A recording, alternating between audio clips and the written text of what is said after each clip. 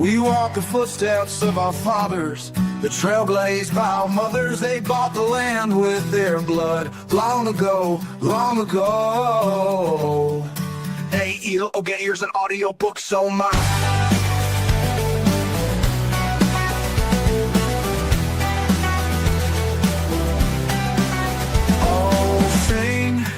Sing of my Netherem. Oh, weep for the blood of Ammon. Oh, cry for my Netherem. Long ago, long ago. Aiel, Ogiers, an audiobook, so mine.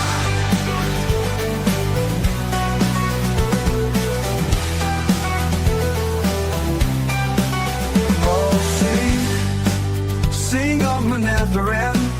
Oh, weep for the blood of Ammon. Oh, cry for my Netherem. Long ago, long ago. Aiel, Ogiers, an audiobook, so mine.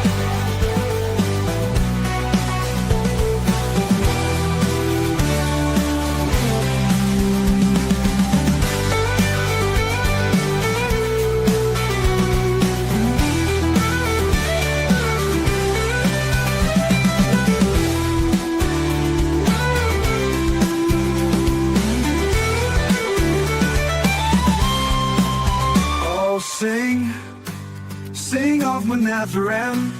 Oh, weep for the blood of Ammon. Oh, cry for my Netherem. Long ago, long ago. Aiel, Ogiers, an audiobook, so mine.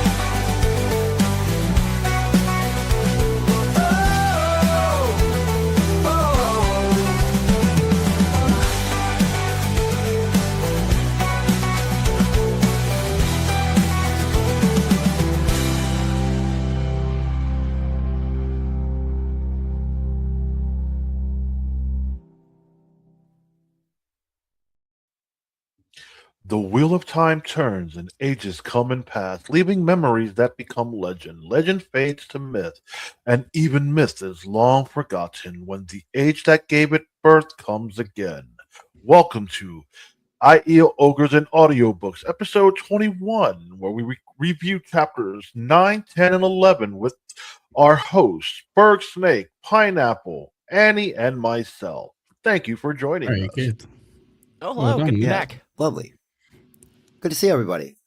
Hope everybody's doing well, staying warm. It's a balmy 30 degrees outside, so I got my Hawaiian shirt on for warmer reasons. That's Fahrenheit, by the way, so it's just under freezing for people across the pond that still do Celsius. I find it fascinating that -40 is the one number they both agree on. They're just like, maths out. -40 is that's where we get the Fahrenheit. It's the only one that's it's the only one that they agree on. Well, let's not get into kelvins yet either for absolute zeros. You can keep your cold weather. I don't want it no more. I want my Florida sun back. I'm coming down to be a roommate down there with you because it is much nicer. Or Texas. J-Mo needs a roommate, right? We'll find out. Last chapters. Oh, Ekul, good to see you, Ekul. I'm going to make sure because you're hiding in the corner. Yeah. Do you banter with me? So we're in a position now where Rand is getting ready to leave. He has pretty much told his friends to screw off because he doesn't want to be around them anymore. But, we know it's because he's trying to distance himself because of who he is. And the last chapter ended with him basically agreeing to go with now Matt and Perrin and Loyal and everybody to go take the Horn of Valor to Ilion. So that's where we're picking back up. They're out in the courtyard. Everybody's gathering. They're milling about. Everybody's moving with moving with purpose. And, it's about the midday sun's coming up. So it's nice and warm out. The horses are saddled. The soldiers are ready. And Loyal comes out too. Rand sees Loyal, kind of gives him a little bit of relief. And Matt and Perrin are there. That's why I brought them up right away. Yes, Ekul? I was just I saying thought I that heard it's something. gross stuff. Yeah, no, you heard me just add an unnecessary word. There you go. And they're all necessary here. We have lots of words. The boys ignore him straight up. They are kind of like not paying attention to him, and when he speaks, they're ignoring him. There's a specific example I'll point out here in a minute. And Loyal is a bit sympathetic, because he understands what he kind of knows what Rand is. He knows at least that he's Taviran and that there are things going on around him, and that he's acting the way he is because maybe he just, isn't necessarily always in control of himself. But Rand apologizes to Loyal flat out. And that was a nice little moment. About time. Yeah, the first one out of him, where he knew he was acting up and being Rand, of course. Just to clarify to everyone, book 2, first apology from a man. There you go. Very good. Excellent point. But so in the midst of him apologizing and trying to make up with everybody, Rand's fancy coat gets made fun of yet again. I'm pretty sure it's Matt. Well, I'm 100% sure it's Matt that's going to be sticking it to him about this coat a lot. Oh, he's a fancy lord now. He's got a huge head, and look at the way he's dressed. So those two kind of leave away, and it's Rand and Loyal who are talking, and Rand makes his apology. And then Lan comes up to talk to Rand and says, excuse us, Builder, if you please. And Loyal very, respectfully exits the conversation. I think if I was Rand, I would also be a little upset. But like, Moraine, what the fuck? You gave me all this drip, and now everybody's like mad at me for having nice coat. I don't even want this coat. What I would have done is I would have went to literally anyone in the keep that morning, and I'm like, can I have a shirt, please? You want to switch? Can I? You can have this coat if you want. We can trade it. If you don't want it, that's fine, because apparently it gets you some flack. But can I have a shirt? Yep. Can I get like a potato sack? Can I get literally anything besides this coat that gets me made fun of? I think we can imagine the scenario though. Like, Robert Jordan sometimes did funny little bits like that, little skits and that.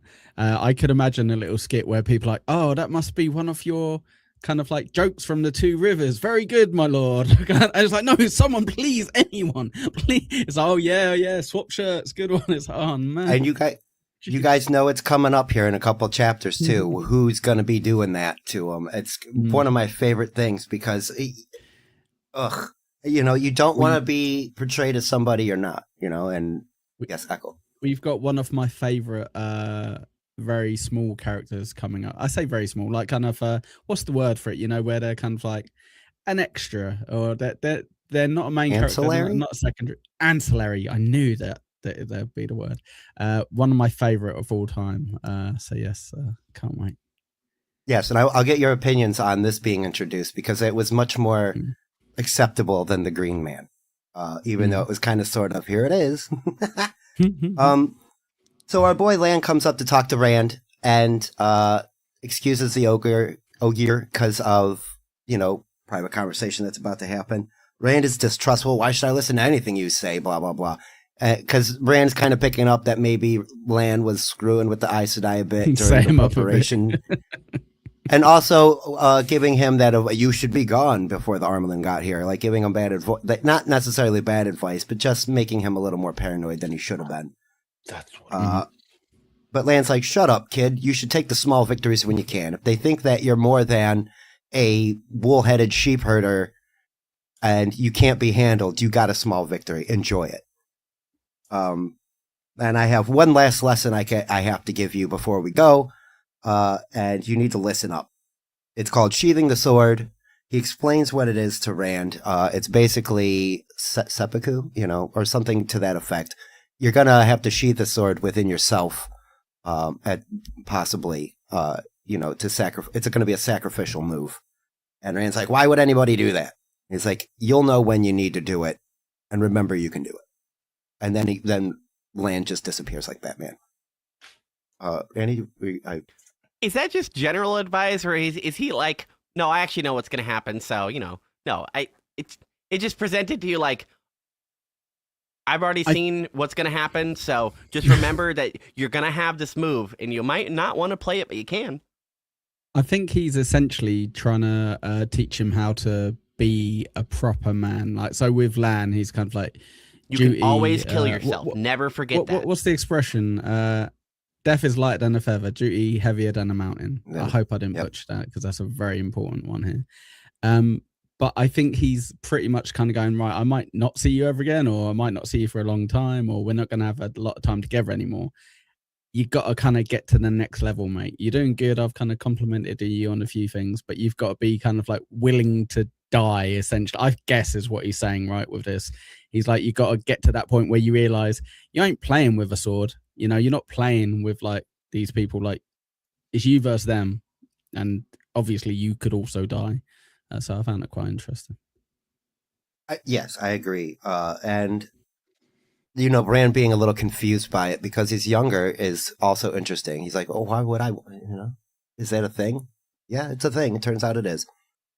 And I mentioned Lan being like Batman because, well, Loyal kind of says that. He's like, because Rand turns around and says something to Loyal and turns back around and Lan's gone. He's like, that's just the way of him. He's there, then he isn't, and then he's not there, then he is there, then he's not there again. And that reminds me exactly like specifically the Batman the Animated Series, where Commissioner Gordon would be talking to Batman, then they show a close-up of Commissioner Gordon, and then they do the long shot in Batman's. It's just wind. So that's how I imagine Lan here is very much in that way. So Rand and Loyal get back to talking.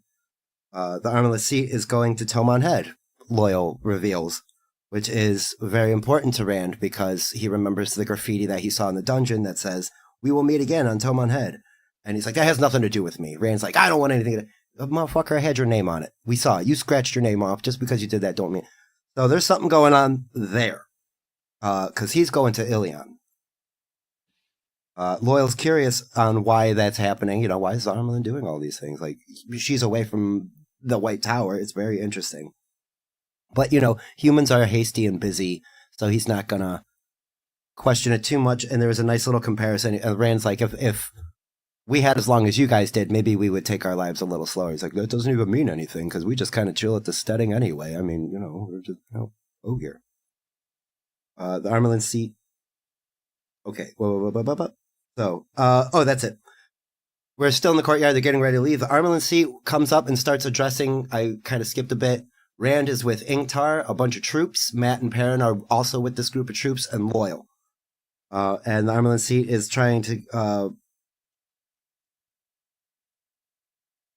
give charge them with this next bit of orders.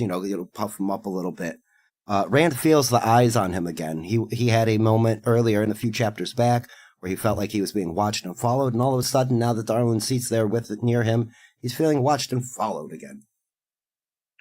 And as the Armelin seat's getting ready to talk, there's an assassination attempt. Oh no!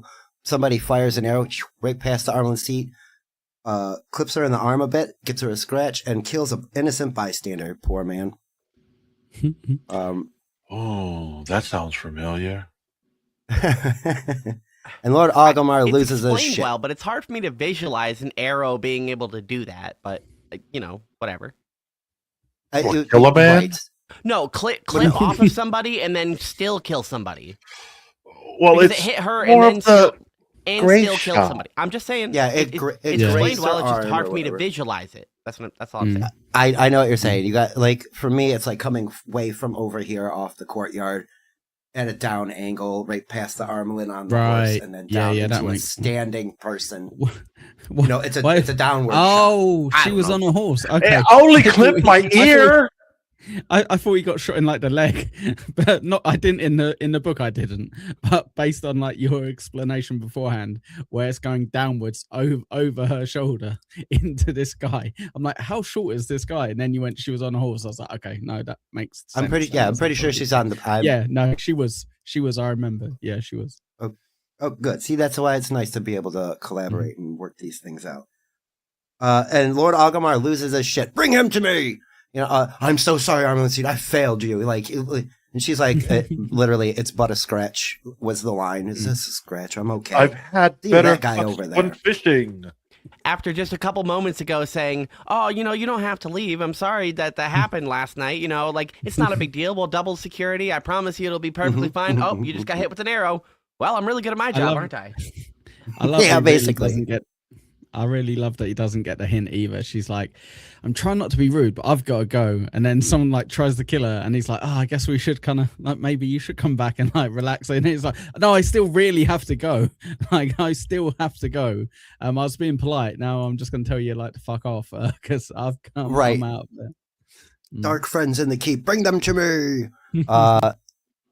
Yes, please smash the like button. And I was really impressed because he does lose it. I'll get him. Swan Sanche, like you mentioned, Lou, he's a poor shot for somebody who's either a white cloak or a Shinar and Dark friend because, you know, she's seen better shots.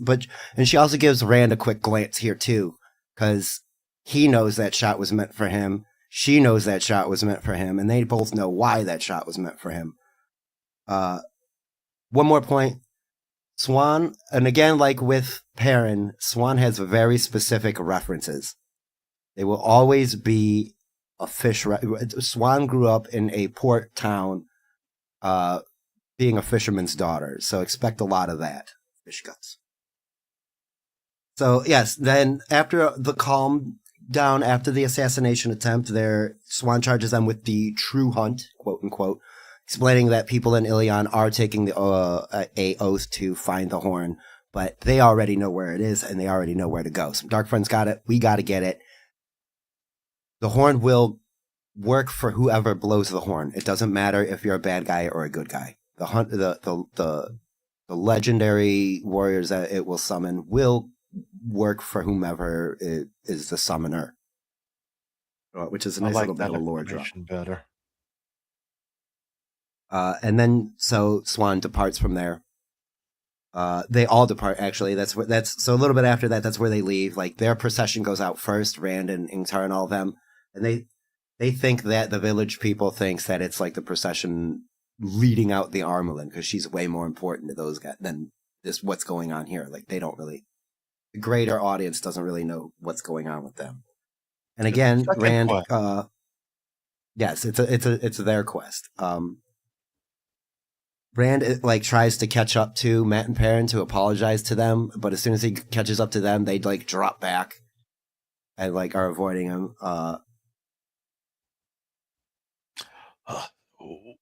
Was it just me that felt like Matt and Perrin were acting like two little bitches?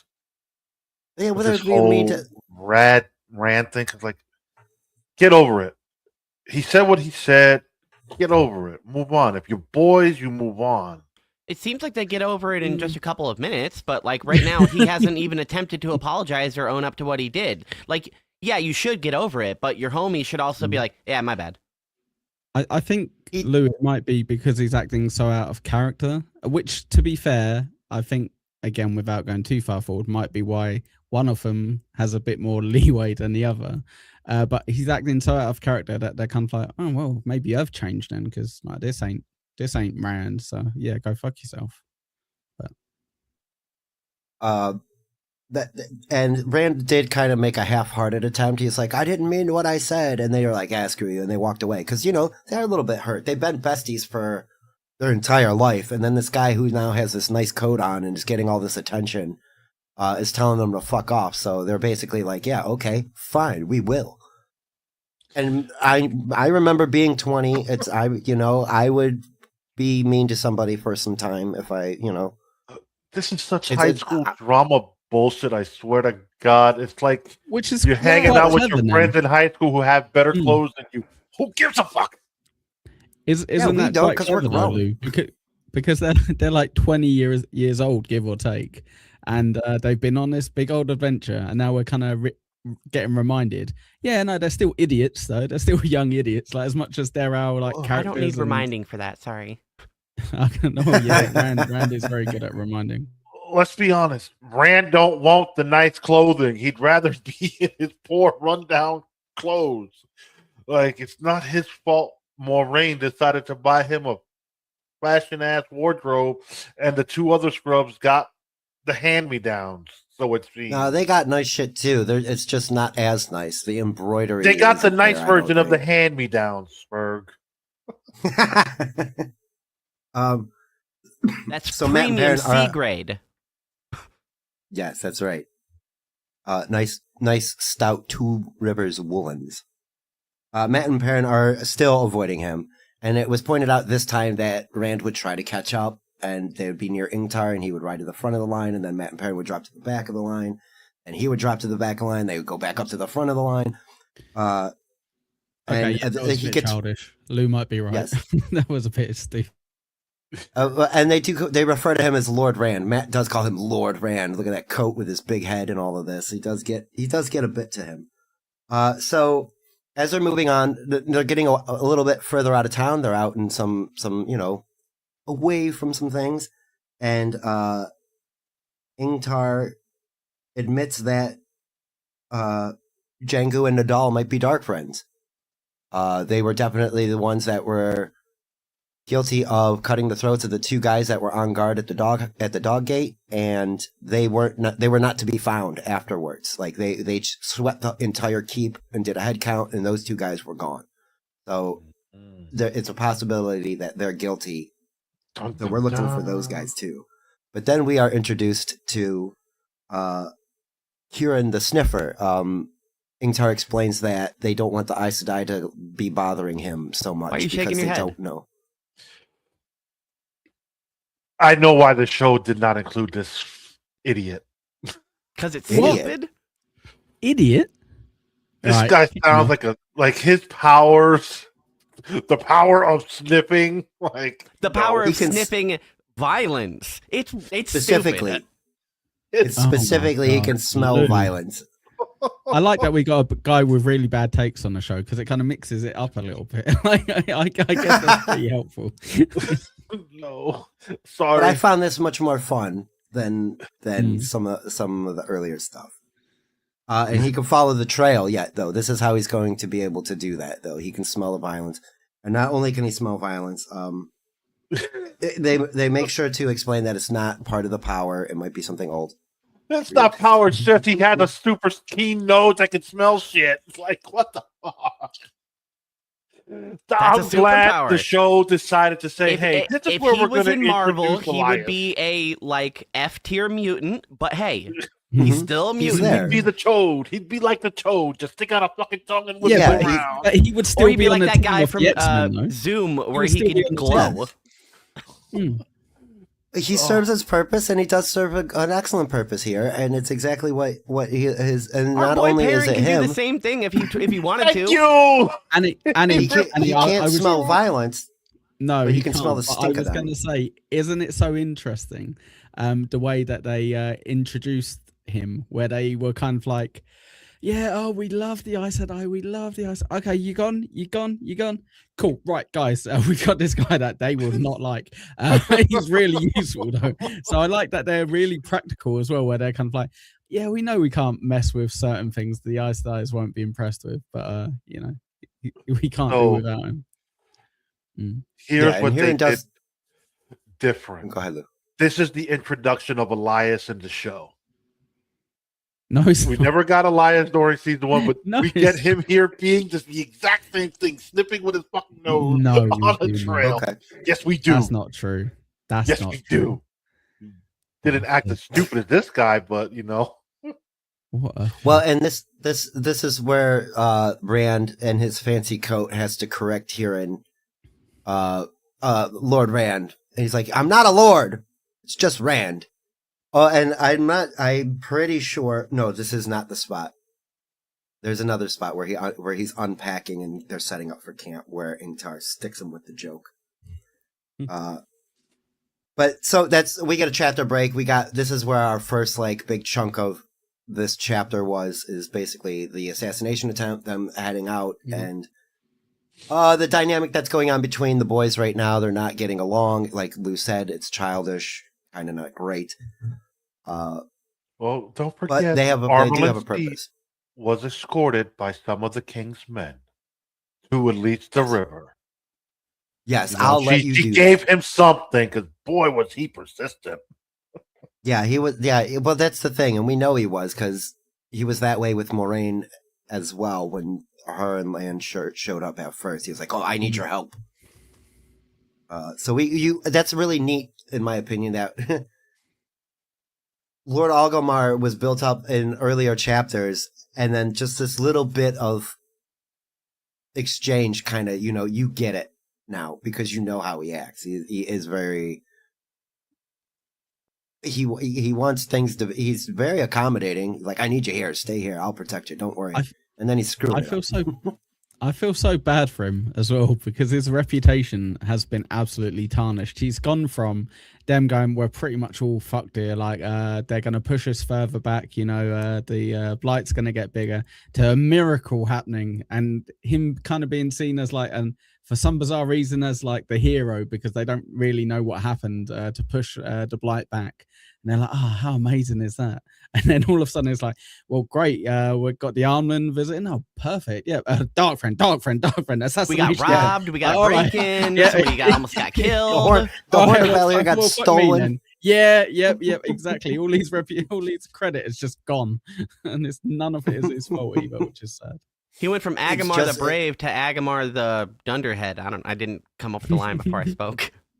I know. That'll work. You're right, though. He is a dunderhead or a bullhead. Nope. Thunderhead is fine. So we got Lou's opinion on Sniffer. Did you think it was that dumb too, Annie? As well as like, yeah, I was saying I was right with it. That's fucking stupid. It's fine, but I mean, it is by far some charm the there dumbest that me and little Ekul really... like. I mean, whatever. If they introduce more people with random quirks, I'm fine with it. If this is just something that's just like, I don't know, this guy's a guy who can smell real good, it's gonna be really annoying because what? Well, the king up, yeah, the king in you the get other a broken borderland arm. has That one. don't smell as long, but let your piece. I don't dislike the character. I just think the power is stupid.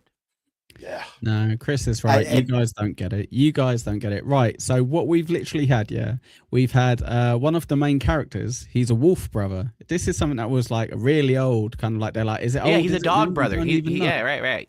He's a wolf brother. Wolf, so it's not cool. a dog. Then we see. No. The other guy's a dog. He's a bloodhound. And parents a wolf, so he doesn't smell as good. He's good at killing, but not good at smelling. That's my point. Okay. Then we see Min, who's got a new power potentially. It might be new, might be old, but I think it's new. Yeah, and she kind of sees like the pattern or what have you around people. Amazing. And now we just got another guy who helps the story move along so they can chase someone. And his power is he can smell violence. And we're like, no, too far. I didn't mind the flying bird drag cars. They were fine. But smelling violence is ridiculous. Well, you just wait. You buckle up, guys. If you think this is stupid, you hold on. You hold on. Like I said, I'm perfectly fine if there's more stupid shit. If this is a one-off, I'm annoyed with it. Oh God, Chris Mack and Swain change into a fish. Oh, that'll be great. He is not he's not a one-off though. I would say he's the third example we've got. We've got Wolf Brother, we've got Seeing the Pattern, we've got Can Smell Violence, Smell/Track Violence. Yeah, That's like different mutations are coming out. Yeah, it's not every X-Men has the same power. Similar powers, like Jean Grey and Xavier have similar powers, but they're not the same. So only one can hold the Phoenix Force. Young Old Vibes has put a point in chat which maybe is true, maybe it's not true. But you know how the wisdoms can like read listen the weather, to the weather. Listen to the weather, and we don't know if that's maybe because they've are like Aes Sedai or potential Aes Sedai, or if it's just one of those talents as well. And how stupid is that? You can listen to the weather. That's ridiculous. That's retarded. Of course you can. You open a window, you can hear the wind blowing. Duh. Like, dude, you step outside, you could smell the rain coming. Like there's a massive storm coming. Oh, you can sniff the rain, Lou. I see you guys. You can smell it. Oh yeah, that would be ridiculous. Could you imagine smelling something? Ugh. I smelled the violence in the air. Me and Sperg like this guy a bit too much that we're getting a bit too defensive. It's fine. It is a bit of a stupid power, but I like him. So next. I like him. I think he's done well. I think the character's good. The power's stupid. Yeah, I just Yes. disagreed Oh, with well- you saying it was a one-off because I'm like, no, it's definitely a third off at least at this point. You can't. That's not what I mean. You mean specifically that one power, like him being able to sniff? Like No, that's not what I mean. What do you mean? If there's in the future just random characters that just have a random bullshit power that is arguably useless and somebody else has a better version of it, possibly, I'm fine with that. If it's just like, things just happen. There's just random things and people have random quirks. Some of them are good. This guy has 3 ears. That's his quirk. Who the fuck cares? I'm fine with that random ass shit.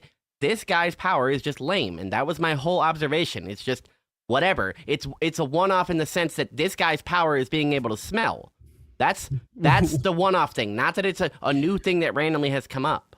Again, the show took the liberty to say, "You suck. We'll give it to Elias." That's not what happened. Anyway, next. Go on. I can't argue two fronts. I know. That's how you lose a war. I'm not You gotta be having an careful. argument though. No, not No, you. I know you're not. I'm saying Not to you. Lou's creating one about the Lou. show that I'm gonna have to argue with, and I'm like, no, don't get trapped. Look, like Deadpool said, but it's there a will vanity be- story. Let's just move on.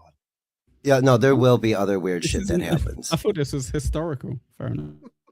I think it is. You just got Clip it! we don't have. This was a 100% fun moment to be proof. clipped.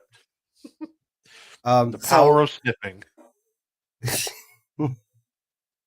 we get a perspective change where now we move from leaving Faldara to Ilion, which is where the boys are heading. We pick up with some festivities going on, and we join Bail Domond, our favorite there captain. My handwriting's very small. He's making his way through town. He is on his way to meet some shady men. He knows it. He's a little worried about it. This must be quite a Making familiar his way story for you, downtown. Sperg. Yes. Hmm. He's making his way through town. Just normal stuff. We get a lot of flavor text. There's festivities going on, so we get descriptions of that. There might be some fireworks later in the evening. But Domond makes his way to a inn called Easing the Badger. I don't know why I like the name of this. I don't understand the name of it, except for like trying to calm a wild rodent. And he grumbles on and goes inside. He's grumbling about the horn. Like he's hearing rumors about the horn and the hunters for the horn and blah blah blah. And also rumors of false dragons about. And he doesn't like that very much either. As he's waiting in the inn, the 3 men approach him. 2 of them, he reasons out 2 are guards, and 1 is there to give him a message. And that person that is there to commission some work, he needs Domond to go to Mayenne to pick somebody up and then bring them back, basically smuggling somebody for a very large sum of money. 1,000 gold pieces. Yeah, and as reluctant as Domond is, the How is 1,000 money gold. scaled? So it does come Kind through. of like Harry Potter, I think. I think it's I similar don't to. know how that works in Harry Potter. I haven't read Harry Potter. Okay, So kind of similar there's- to our currency, then. Higher to lower. Well, yeah, there's. So Tarvalin marks are probably the highest tier of gold marks you can get. Other countries have their own printed currency, but it's weighed. They use scales to weigh the gold. I think you need to versus- start at the beginning, Sperg, with that. I think it'd be easier. So there's you have to help me with it though. There's like marks. There's what's the other two? coppers, silvers, because there'll be So it's copper essentially pennies. gold, silver, copper. So I'm sure there's a So ratio those are of the like 3 100 tiers: to gold, 1, silver, copper. 10 to essentially, yeah. But there is, like Sperg said, a kind of Round. an extra layer where you can get a Tarvolin gold coin, which is the heaviest, so it's worth the most, and you could go somewhere else where it's got the finish, so it's worth less. So if you were trading it for a horse, you'd have to use 2 of the other one for the one of those. So it is complicated, but probably intentionally complicated, Annie, maybe, because like otherwise you got to know the actual. Okay, then I guess a finance further of question everything. is how many silver is worth 1 gold? Because No, yeah, some exactly. some I it's couldn't- 10, some I it's couldn't. 100, some it's 1,000. Yes, no, yeah, exactly. That's yeah, not I explained couldn't really. know. Yeah, Yeah, Well, that's the reason I asked specifically is because in the first book with Bail Doman, this character that we're referencing, the boys give him the silver mark, and he doesn't just take it as payment because he's like, oh, well, that's a fuckload of money, and it gives them change. But the change isn't explicitly, like he gives them copper back as well as some silver. I think that's because Tom was performing on the boat. So essentially, Tom was saying, we don't have to pay shit because I'm worth my weight in gold or copper or whatever, essentially. And the boys foolishly paid it. So I think Bale was being quite generous by going, okay, no, you guys helped out as well. And I actually want you guys to stay on. Tom, if possible, can you stay on with me? So he was kind of bribing them, I think, Annie, with that. But yeah, you're right. It wasn't a lot of money that they paid, but also this guy's getting bribed to take his entire ship somewhere, whereas they picked him up voluntarily, right? So he didn't really have to pay him anything. No, they didn't. But what my point is, they did pay him, and he gave them change because the silver was worth more than whatever he was willing to accept. Like, he was going to obviously take money from them, but he's like, oh, fuck, you just gave me like 10 grand. That's too much. Here, take some of it back. I'll take two. It's fine. I think he was giving it back to, like I say, to kind of bribe them to try to get them to stay on the ship. Like, he could have just gave them the money back, but he's obviously... I'm agreeing and understanding that. I'm just... the coins that were given are just like, how did he decide which coins to give? It's just my... Yeah, like, I like lore building. Just because he knows their country, they're country bumpkin, so he probably knew, if I give you something... That's what I was getting at. Oh, cool, nice. So, yeah, he can scam them by giving them some coppers. Overpaying. Yes, he saw 2 rubes. Money. They didn't have any value of money, so he's kind of like, look, I'll give you a load of these little silver coins back, and they're like, nice one, and he's like, yep. And that was another point I was going to make. Like, if you're dealing with Bail Doman, you're lucky to come back with, all 5 of your fingers after shaking his hand. Like he will sell his aged grandmother to get, from point A to point B if he needs to. But that's why I like him a lot. And here, he's even smart here. He, excuse me, is reluctant at first, but then they throw him the 200 gold marks, and tells him 200 now, 500 at pickup, and the rest when you get back. He does, just to help Annie a tiny bit with this, he does kind of let you know. He does let you know that the 1,000 coins that he's getting paid is what he could potentially make over 3 years. So I know it doesn't really narrow it down, but it's kind of like, I don't know, if you're a ship captain, I don't know, you're getting like 200, 300 grand a year, let's say in our currency. He's pretty much getting paid like £1 million to do a month's worth of work or whatever it is. Then it's further confused in the next part where he gives his crew a share of the 200 upfront payment, but he doesn't say how much of the share he gives. So is he giving them 3 coins? Is he giving them 10? Is he giving them 15? Because, if it matters. Because if 200 is a lot, how much are you going to give your crew if 200 is a lot? I think it also speaks to his character. 50 coins. Yeah, I think also the crew. It would overly. That sounds accurate. Yeah, that wouldn't be a bad one because then you'd still seem generous. As extended as the book is, with all the details that they go into, if they went to that level with everything, it would be ridiculous. So I guess it's intentionally, he's like, well, I'm stingy and you just don't get to know. So it's like, okay, I guess that's the answer. Same with the currency. Chris was saying in the chat, I think it's this. And I don't know. I think you can work it out based on how much you know, but I think it's intentional. There's so much stuff in it that you're kind of like, right, so it's unimportant to the story, so it's just wherever it needs to be. Rich are they? Yeah, exactly. But that's what makes it fun. Yeah, for example, they're like, if they would have came up to him and said 250 gold, he would be like, no, I turned that down 8 times today, But somebody comes with 1,000 and gives him 200 right this second. It's like, that's still less than the whole job that somebody else offered me, but that's right now.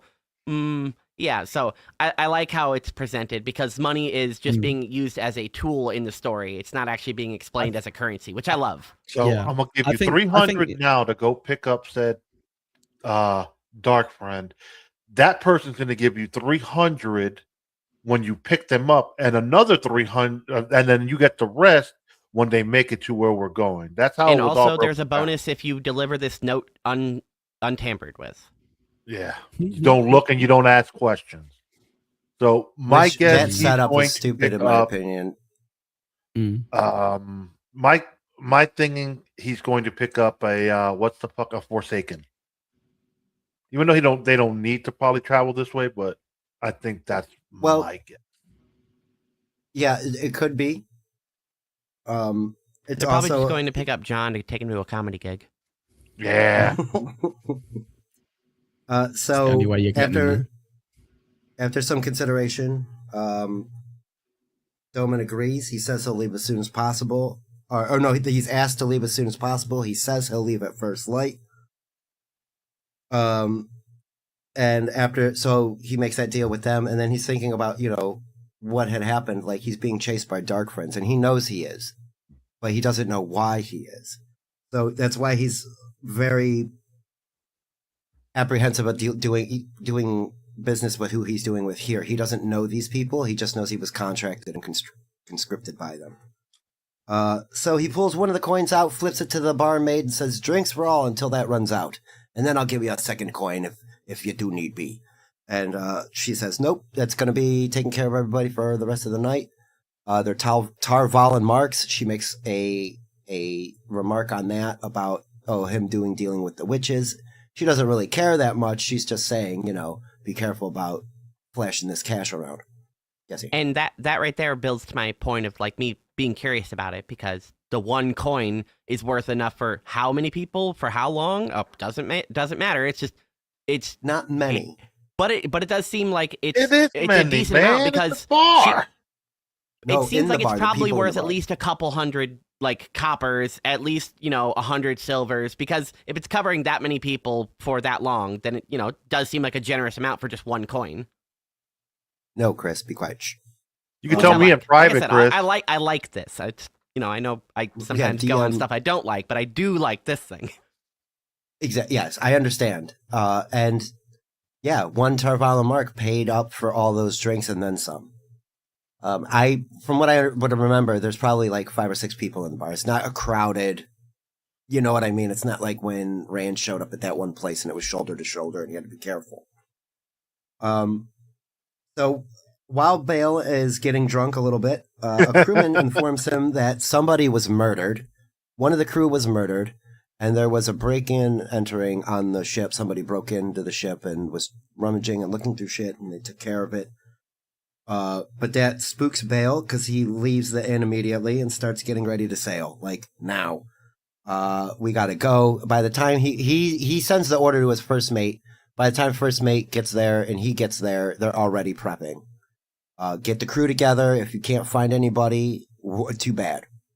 You know what I mean? Like, they're supposed to be having fun and having a little bit of shore leave, and now he's like, nope, time to go. Shore leave is cut short. Get your gold marks. We're on our way. That's right. So Bale takes a knife. He opens up the sealed letter. It was sealed with wax. He heats the knife up, pops the letter open, and it accuses him of being a dark friend.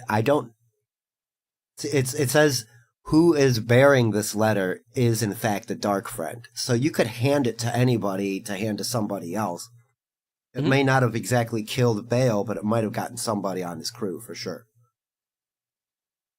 I thought somebody was about to say something. Which I agree with you. It's like a lazy way to deal with it. Like, just tell the guy, hey, when this guy shows up, take care of him. That's what I mean. He could have sent a letter ahead of time. You're looking for a bearded ship captain with no mustache. Real easy to find this guy. He's from the least. How little respect do these people have for him, by the way? That they're kind of like, and deliver this letter as well at the end. Don't read it, and you get even more money. They just assume, because he is like greedy, but he's also smart, like pretty savvy.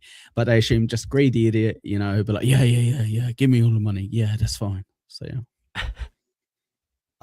That's what. Yeah, see, I think they were banking on him to being a shittier person than he is, or being less smart than he is. And you don't make it to the age that you make it to that I did without getting, some street smarts in you. So that's kind of crazy to me. He doesn't inspect the letter a bit. He wonders if it's a forgery. If it is a forgery, it's a dang good one. But it doesn't really matter because of what it accuses him of. Anybody will be willing to jump at the chance to, end a dark friend. Does this imply that it was written by this king guy or just signed and approved? Signed and approved. I don't know if it's necessarily written by him in his hand, but it is sealed with his seal, and it does have his signature on it, and it looks well enough to be his that Domund is I'm going to hide this for now. Which, why he doesn't just outright burn and get rid of it, I don't know. I could go into detail on that and about shredding leverage? documents and shit too, but yeah, see, that's the thing. What You kind might- of leverage? Okay, against who? well, hypothetically, if he keeps it, then he can be like, well, these are the people that gave it to me. You know, I'm transporting it. It can be used to like blackmail them back. I have this letter, you know, you can't get, I'm not going to deliver it. I'm not going to give it back to you unless you pay me some extra gold. Because if he didn't open it, we're just going to assume that it's something really important that needs to get delivered. Well, I'm not going to deliver it. Fuck you. Pay me more money. You can still use it as leverage because it's still an objective that was given to you. And until, you know, you deliver it, it's still up in the air, I guess. I Just can't hypothetically, see you that. could. Yeah, I can't see that. But fair I enough. would think him using it to trick somebody else. You could give it to somebody you really don't want Yeah, to like see that. again. Yeah, exactly. You could be like, here, deliver this letter for me, and then get that guy killed. Oh, that's brutal. He goes, oh, hang on a second. Oh, Tom, nice to see you again, Tom. Can you just hand this letter over to this person for me? Oh, yeah, Right, of course. right. I'm so glad I'm back in the books. And Yeah, right. Now you get him killed. Exactly that, though. Like, you could totally get somebody in trouble. brutal. That's brutal. So with the letter, yes, he does open up this cubby hole. It's not a cubby to me. It's huge, apparently, because there's some big stuff in there. We find out that Bail Doman loves to collect old things, and that is part of smuggling and transporting. You just come across stuff. It's really interesting. When he was in the city of Meridon, he purchased 4 things. And that's when he makes note that the chase had begun. He noticed that's when the Dark Friends had started pursuing him. So, to Sherlock Holmes adduct the what's going on here, one of these 4 things is causing him issues.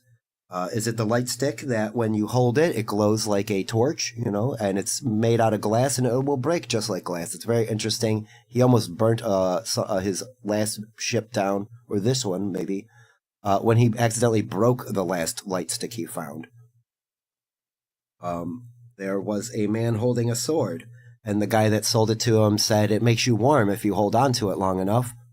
That's interesting to me because I didn't put that together until this time, and I'm going to ask you about that here in a moment, Ekul. There is a lion skull that Bail Doman picked up somewhere. It's pretty much petrified, stone petrified, it's described to us, and it has fangs. Saber-toothed tiger. Saber-toothed Right. lion. Yes, okay. That's so good. I was very happy that you guys picked up on that. I know Ekul would. I've watched 'cause we- Flintstones. Yeah. That's right. Because that's one of the things that I like is we kind of get sort of real world stuff that's super ancient to them. Like they've never ever seen that. Nor have we seen a real saber-toothed tiger. We've only seen remains. Jurassic Park. Correct. Oh, that was really, man, I wish. DNA, right? And the last thing that he breaks out is a disc. It's a brown disc that is black on one half and white on the other, and it's separated by a sinuous line. We know what that is as the reader. We've heard it. Moraine's explained it to us. It's a seal on the Dark One's prison. Dun, dun, dun, dun. And while Bail Doman doesn't know who's chasing him and why, or why the Dark Friends are chasing him, we now know exactly why Bail Doman is being chased and why he's being pulled into the pattern the way he is. He just happenstance bought an old Quendear antique that nobody knows what it is except a couple of us.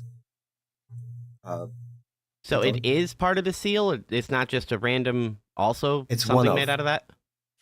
Yes, it's one. Well, of. the one that's broken, because unless it's telling us that there's more than one seal broken, we know that one seal's broken. So, Yeah, and the assuming seal is free. not and the broken. dark one isn't. Yeah, and the dark one's not free. So yeah, I think the so that insinuation seal was that we there's found at the multiple. Eye of the World that was broken, somebody took a piece from the Eye of the World and then it's just been sold. No, there's more than one seal.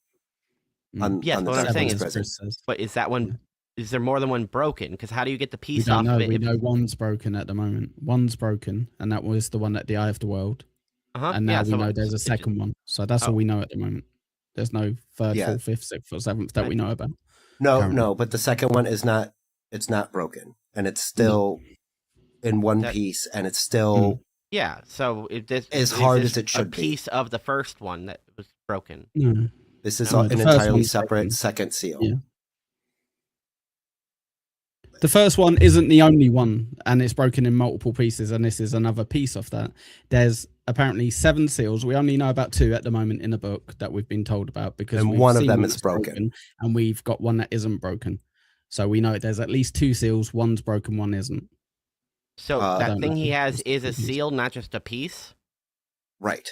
It's Oh. a Yes. seal. There was 7 yin yang Okay, that's looking not clear at all. seals. No. It becomes more clear later on. And I say that with it still being not totally answered. Each seal is a physical object that is binding a magical seal that is holding the Dark One and the rest of the Forsaken, who are bound in Sheol Ghoul, blah blah blah blah blah blah blah. Near the end, the prison that is holding him is away from. It's like a pocket dimension. You know what I mean? And those 7 seals are what is in combination holding that together. Each seal is like a set of bars on the cell. So every time a seal breaks, the bars on the cell get a little weaker. So they're just random different objects? Not random. They're specifically Well, round. I mean, Quendar. Designs. Yes. They have that one design on it, the seal of Tarvalin, that circle with the, the yin yang. So when they were all made, Annie, they were 7 identical ones, essentially, if that makes so sense. they all look the same? They all Yes. look exactly the same. Oh, Yes. okay. 'cause I Apart from thought when that they're broken, I don't know. I obviously. just guess I missed it. Whatever. All right, thanks. Yeah, no, they did describe it that way when Mm. Moraine came out of the Eye of the World, Yeah. and she presented it to the Armelin Seat. They Mhm, kind of put it together. They briefly describe it, but it is the one half is the white half and the other half is the black half, and they call it the white half the flame and the black half is the dragon's fang. Better Yeah, known as the yin and the yang. That's how we know it. It looks exactly like that to us. But Bale suspects that is one of the reasons why he's being chased, because he has these old ancient things. He doesn't know what it is, and we kind of aren't supposed to really know what it is, except for what Moraine told us. Doesn't he say he kind of knows what it is, or he knows more than what? Because He knows says, it's made of the Quendar. shopkeeper. The And he knows shopkeeper it's the doesn't Aes Sedai's even- old mark. Yeah, he says that's 'cause what the he knows. shopkeeper doesn't even mention it, because the shopkeeper thinks he's lying about it, like to kind of big up the sale. But he's like, he wouldn't even kind of go big enough to kind of say, oh, it's Heartstone or what have you, because then it'd be Right. like, oh, fuck off. Yeah, as if you've got that. Like, that's so rare apparently in this world, you know. Yes, so Quendar is unbelievable. very rare. Mm. And that's why he thinks he's being chased, is because he has some Quendar, and it might actually have some significance to them. His second in command comes in and wants to head so Bale says, I want to go west, and he's like, west, and he's like, yeah, we'll go towards Saldea, we'll get some rivers. This guy's like, literally like, dude, we're not going to make money if we go this way. Why are we doing that? Bale Doman's trying to get in the opposite direction of where, he's like, Right, because they I were paid am to go outta here. east. Right, and so after being accused of a dark friend and knows he's being chased, and they probably want at least one of these 4 items, Quendar being the top tier on the list,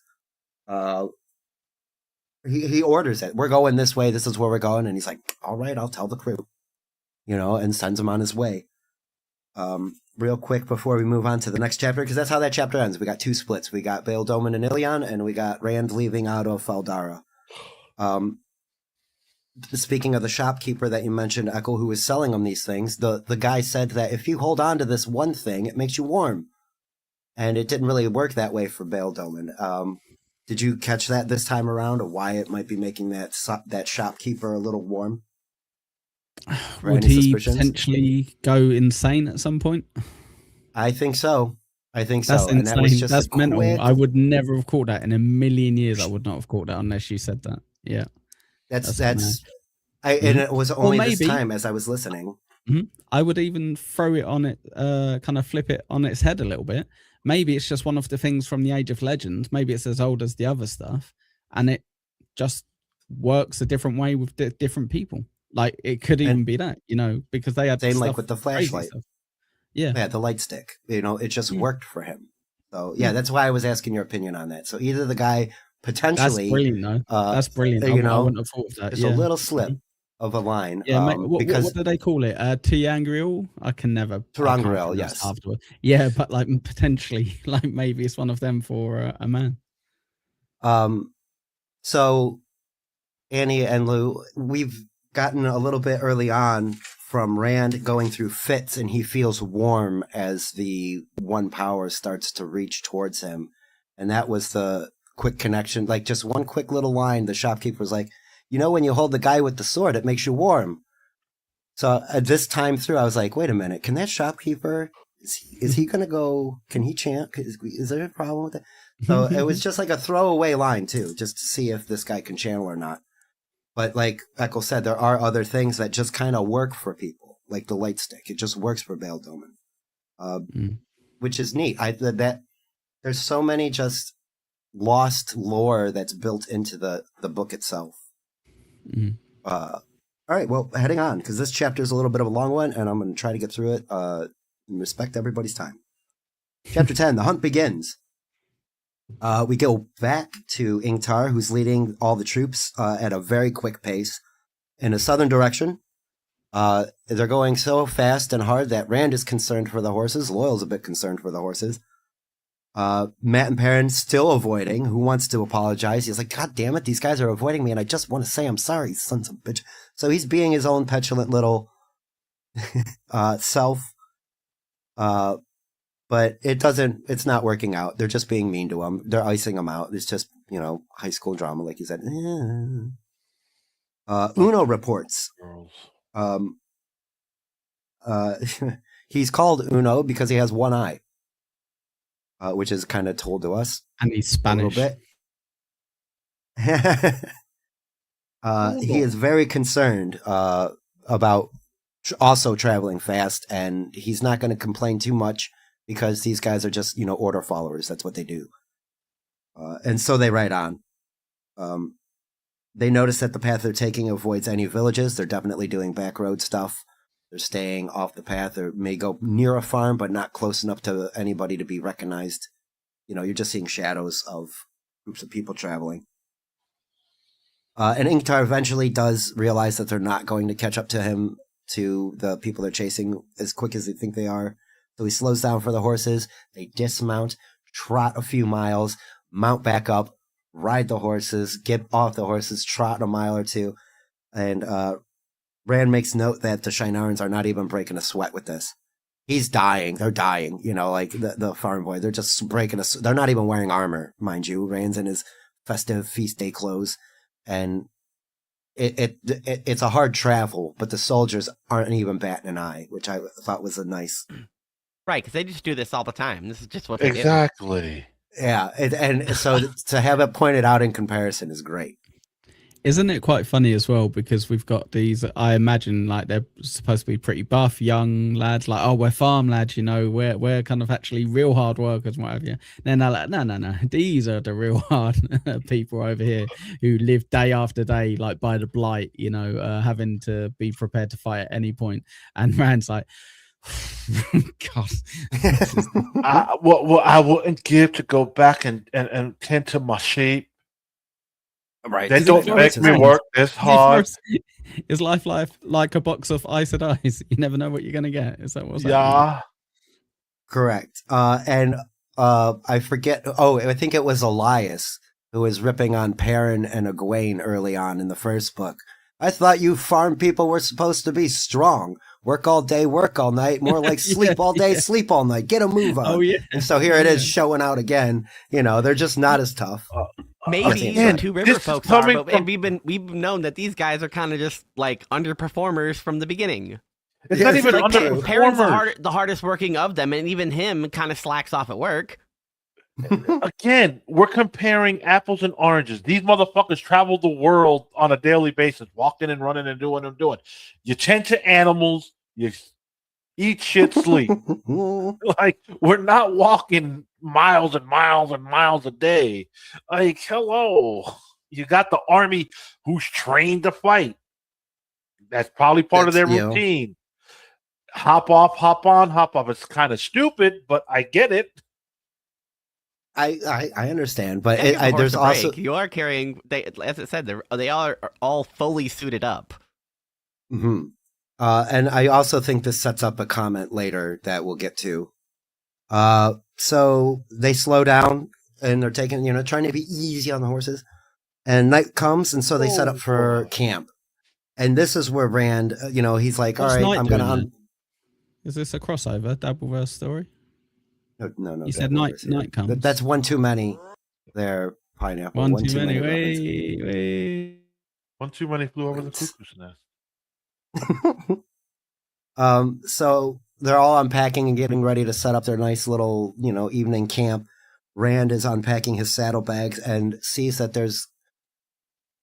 he shouts so loud that the entire camp is freaked out for a second. What's going on? What happened? Everybody draws. Whoa. What is it, Rand? What's going on? Look at these coats.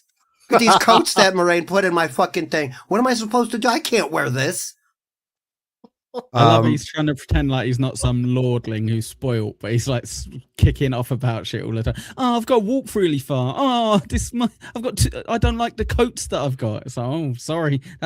One second. Let me take my armor off for a second and just see if I can fix that for you. Jesus. And so Ingtar sticks it to him here too a bit. I like that. He's like, well, coat's a coat, my man. What's wrong with them? They're perfect. I can't wear this. Well, I mean, Moraine said I packed up the coats for you the way she's was. I mean, she might not know what soldiers wear in battle, but these are perfectly serviceable coats. What are you complaining about? And he was like, I wanted a white one. And I'm sorry, bro, but only one pair of extra draws. One pair of breeches. That's right. Like, I do dude, like they got that some smelly sacks. I really like with Rand that his issue is that he's kind of like, oh, people are going to think I'm really like pretentious and spoiled and like some sort of lordling. But ironically, him reacting to it, everyone sounds like it. Oh dear, something's wrong with your coat, is it? Dear, oh dear. And it's like, oh, that fancy ass. I'm so not fancy. Is what I'm trying to say. That's why give me a shit coat like yours. Oh, my coat shit, is it? Oh, fuck. Oh, never mind. Yeah, right, exactly. Like he's damned if he does or doesn't here. He is complaining, and to me, it is a misunderstanding almost. Like it does come off like he's complaining that they're too nice, or not nice enough, but they're super nice. I can't wear this. This is garbage. I can't wear this garbage. It's like, no, dude, those are nice. So, well, here's the thing, though, Rand. I guess if we do get into a fight and we win, and there's a feast and celebration, you'll be the one that's dressed for it. How about that? And Ingtar just kind of chuckles and walks away from him, because it sticks it to him. It's like. And I get it. Rand wants nothing to do with this. It's like if you were out riding horses with your boys and you got nothing but tuxedos and everybody else is wearing like jeans and t-shirts. You're like, fuck, man. You don't want to stand out that much. Even when I'm miles away, she's still dressing me. And yes, that was another thing. He's very upset because he's like, I don't want these people pushing or pulling me. And here he feels Moraine pulling strings on him with the clothes that he's wearing, which is exactly what she intended to do. So dinner is served. Massima is the one serving dinner. It's told to us that it's rotated out responsibilities, like Annie said, a little bit of more just kind of detail, lore building. You know how the camp works. Enjoy this stew. Yes. Well, yeah, Massima says it very much, slaps it right down on his plate, burns Rand's thumb because it's so hot. And Uno claps his ear for it. Don't be spilling bloody food all over the place, and just kind of clocks his ear, which further endears Massima to Rand, because now Rand is blaming him for that, or vice versa. Massima is blaming Rand for getting disciplined. Does not like Rand at all. Rand takes his dinner and finds a seat. He wants to go sit next to Matt and Perrin, but he doesn't. He goes across and sits with Ingtar and Loyal instead across. They're all at the same little campfire. They're all there together. Telling wartime stories. Yes, exactly. They have nice talks. Rand asks Ingtar about why does Uno stare at me the way he does? Does he got a problem with me? What's going on here? And yes, she heard her. Ingtar explains about the Heronmark blade. I don't ask any questions. I ask no questions. If Moraine says you're from the Two Rivers and you're not Naoman, I don't ask any questions. Like he's basically just he's very pragmatic and taking everything at surface level and dealing with what's in front of him, which is very interesting. But Uno is, everybody, and not just Uno, but a lot of people are confused by him. He's supposed to be not a lord from the Southland, carrying a heron-marked blade, who's a farmer, okay? This is like, I don't ask any questions, man. It doesn't add up to me, but you look like a lord. You are a blade master. It seems like you know what you're doing. He asked, why does Massima dislike him? Well, you look like an Aiel man. And Massima fought in some wars against the Aiel. And again, I don't ask any questions. You just and loyal, Rand gets upset about being, I'm not that. I'm from the Two Rivers, God damn it. Yeah, but if we slap a turban on your head, you look like one. And that's basically it. Like, remember spitting in Sight Blinder's eye? I told you that already, Tyrion. And so, we get a little bit of Aiel lore talk here as well, where Ingtar says they're basically death walking. He would be ecstatic to have 10 of them, because if you thought the Shinarans were a hard people, these guys are 10 times harder. And if you have a sword and they don't, it's an even match. They don't carry swords themselves, nor do they ride a horse. They can run a marathon and They'll then fight a battle. They'll use plenty of other weapons, but not swords. Yes, specifically. Yes, they will use a bow, spears. They have, we'll get into more of that later. Isn't it said that their weapon of choice is the spear? Yes. And there's reasons for that. There are very, very hard people. They raise goats and sheep where we would die, and they live in a... Ingtar goes on to talk about Ardar Hawkwing's, campaign and war, and that he suffered his worst losses from the Aiel. Even though he was like... Hawkwing basically united the entire rest of the world, except for the Aiel, who it's us and them with that. If you're not an Aiel, you're an enemy. And only in rare circumstances do they deal with certain people like gleemen or merchants. They kind of have a free pass, as far as we know. They don't just outright murder them. And Rain has a little thought after this, if he's Aiel, if he's not Aiel, like he's trying to go to sleep, and his brain is racing about all of the things that have been happening over the last little bit here.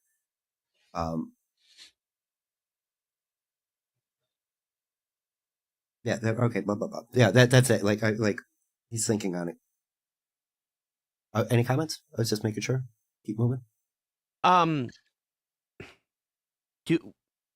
guess I don't know how to phrase it, so I'll come back to it. Okay. Did they touch on the Aiel War in this passage? Not here, but one of the Aiel War that. Well, it was against King Layman and Layman's Sin when they crossed the spine of the world. We did hear a bit about it early on in Book 1, when Moraine was talking about Manetheren, and then we heard it a bit again when Moraine was doing some lore drop too. Yeah, but there's a passage that's going to come up that they talk on, and L'Oreal Cicerin says, "Well, they do let the hobos pass." Yes. That was just this like with the merchants, gleemen, and the Tuathawan, the tinkers, the hobos.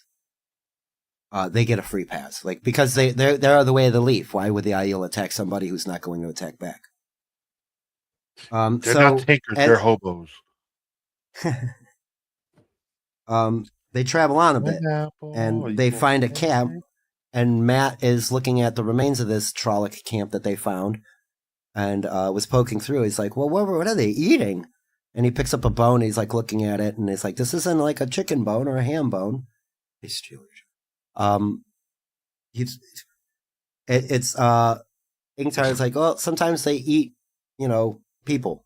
And so we're being told to get. And Matt just drop that shit and make that note like he's going to throw up. Whoa! Yeah, right. And very much weak stomach Matt was in big trouble there. Huron uses his sniffer powers here. It's like, oh, the direction has changed. And there was a murder done right there. He can smell that there was a murder. But then change direction. It's south and then west and then south and then west. And for days they're following this pattern. And Ingtar's super driven. He's like, we're catching them. We are on it. We're going to find them. He is really wanting to take care of the situation of getting this horn back. They come up on a small village near the river Aranon, and it is completely empty. It is a 100% deserted town. They're worried that it's an ambush. Kieran says it smells wrong. There's no people, no movement, no animals.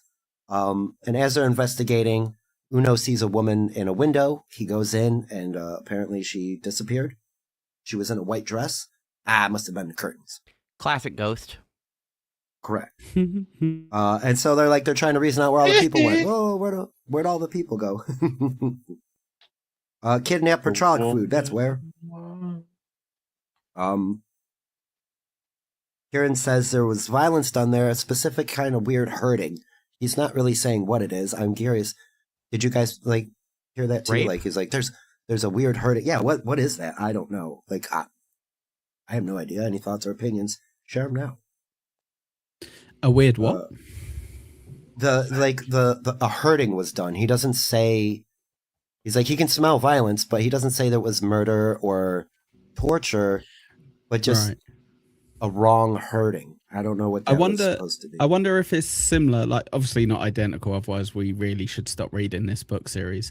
But in the abandoned, is it Shadar Logoth? The abandoned town, where that was kind of they built themselves in on each other, and then I guess they ended it. I can't remember how what the story is, how they ended or what have you. Maybe it's something like that, not specifically that, but something where it's kind of no one, there wasn't a battle and people died, and there wasn't people that came and killed them, but something really bad happened and they all eventually died. He could be smelling the dagger itself too, right? Because that just has an evil. No, I reckon he would recognize it, because he there's a comment he makes maybe a little bit earlier or maybe a little bit later, where he kind of goes, "But I've never smelled anything like in the dungeons." It's worse. So that I'm like, okay, he would know that. Then that's kind of like the worst smell. Yes, correct. You're right, and I did miss that. It smells worse than the Fades. It smells worse than the Trollocs. There's just a very wrongness that is also with them, which we kind of surmise out who that is, because we know he got rescued from the dungeons. So they want to retrieve the ferry because they're at the River Aranon. It's a very large river, and they got to get across. Perrin makes the point to say, "Oh, we're right back here where we started again. This is exactly. Nothing's going to go wrong here." Nice little throwback to. They're like, "Oh, do you remember when we last went on a ferry, the good old days when we were only getting chased by Trollocs and a Fade?" Yeah, that was nice. And that, yes, and that is an observation that they make a couple of times, is like, oh, a Fade and a couple of Trollocs, geez, that would be something that would scare the pants off us. You muted, Andy. Oh wait, no, you're probably talking. Somebody, sorry. Yeah, I'm just paying attention, trying to be mindful.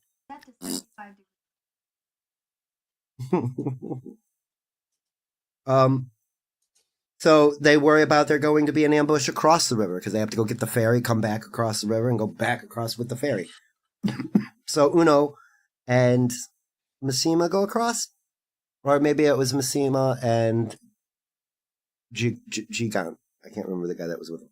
He sent two low hanging fruits. They went to get the ferry, come back, and everyone lives happily ever after. The end. Not quite, because there's a disturbing scene across the river, and Ingtar needs to see it for himself, and Perrin can smell it. So yeah, here we go with the wolf smells. I made a note about something Perrin and Rand. I think. Perrin is also kind of sympathetic to Rand here in a little bit too, which is nice. So they all go across. Yes. Oh, that's what it was. Perrin was remarking to Rand about the full circle thing. I kind of got ahead of myself. So they get across the river, and they see two crimson scarecrows.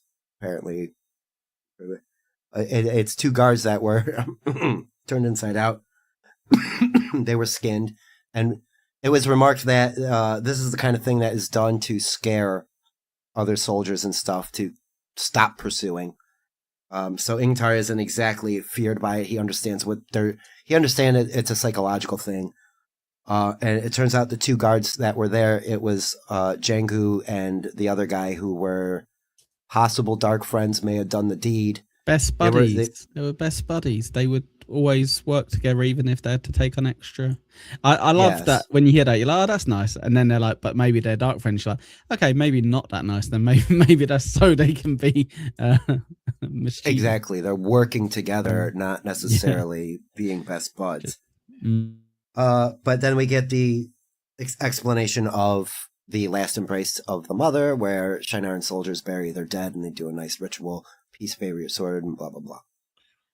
And then they continue. They continue southward. They come into a grasslands clearing. We get a lot more Arda Hawkwing stories from Ingtar, talking about him uniting the nations, and there was a huge monument that was built up with him, and names were put on it for all the soldiers that fought and did all the great, wonderful deeds, and then the world fell apart again. A lot of lands were lost. Places don't share names or anything like that anymore. So we get a lot more world building here. World history in our little Rand land. And Ingtar's upset. Doesn't anybody learn history anymore? Because he's bringing up old shit, and Rand's like, "What are you talking about?" And Loyal's the only one that really knows everything, other than some of these other educated soldiers on their world history. And Ingtar himself is upset that old things are being lost and are fading away. People just don't remember their past anymore. Let alone some people not even knowing what a Trolloc is in the Southland. If they have to worry about that, it seems like they would be better at record keeping. You would hope, but I mean, I'm sure there's been book burnings and stuff like that, or the loss of the Library of Alexandria. Events like that have probably happened in the world. But if the world is this cyclical and this long standing, it would benefit people to be better at writing things down. Isn't it funny though that the people who have the least time to do this, because they're in the most precarious place, and their whole thing is, right, okay, we got to protect the world from the Trollocs and what have you, that's how, and they're like, would be great if someone could take over at least from passing on history. That's why they have scribes. Yeah, and scribe everyone. But Sperg, did you mention a bit? Are you mentioning the bit about the monument? Have you not got to that bit, or did you? Yeah, that's right where. Well, that's right where we're at, or not?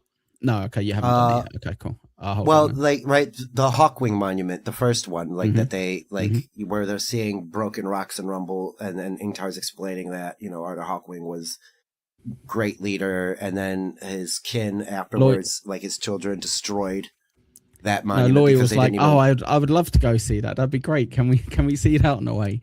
And there's just that sad little moment where he's kind of like, well, no, Loyal, we can't. That doesn't actually exist anymore. It got taken down immediately. And I remember thinking, that's such a brutal little thing to add, just to have the guy have to go, no, that doesn't exist. It's like, I'd love to see the Eiffel Tower. Yeah, you would, but it got destroyed. It fell, bitch. We ain't going.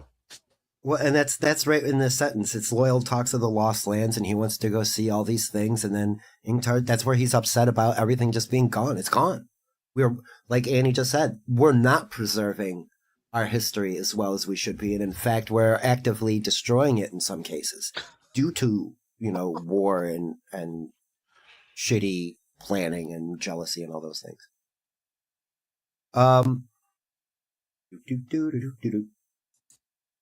Oh, yes, that's right. So they come upon another lone village. Here we are at the second one. There's no movement. Ingtar says, stay sharp, hearing sniffing his way through. There's not a living thing. It smells bad. Rand dismounts a horse. He walks into I'm going to say cabin, a house. It's a house. And as he's walking in, there's it's like people vanished in the middle of dinner. The table's set. There's ham on there. Somebody was in the middle of slicing the ham up and getting ready to serve dinner, but there's nobody in there except some flies flying around now because the food's spoiling. Sounds like Roanoke.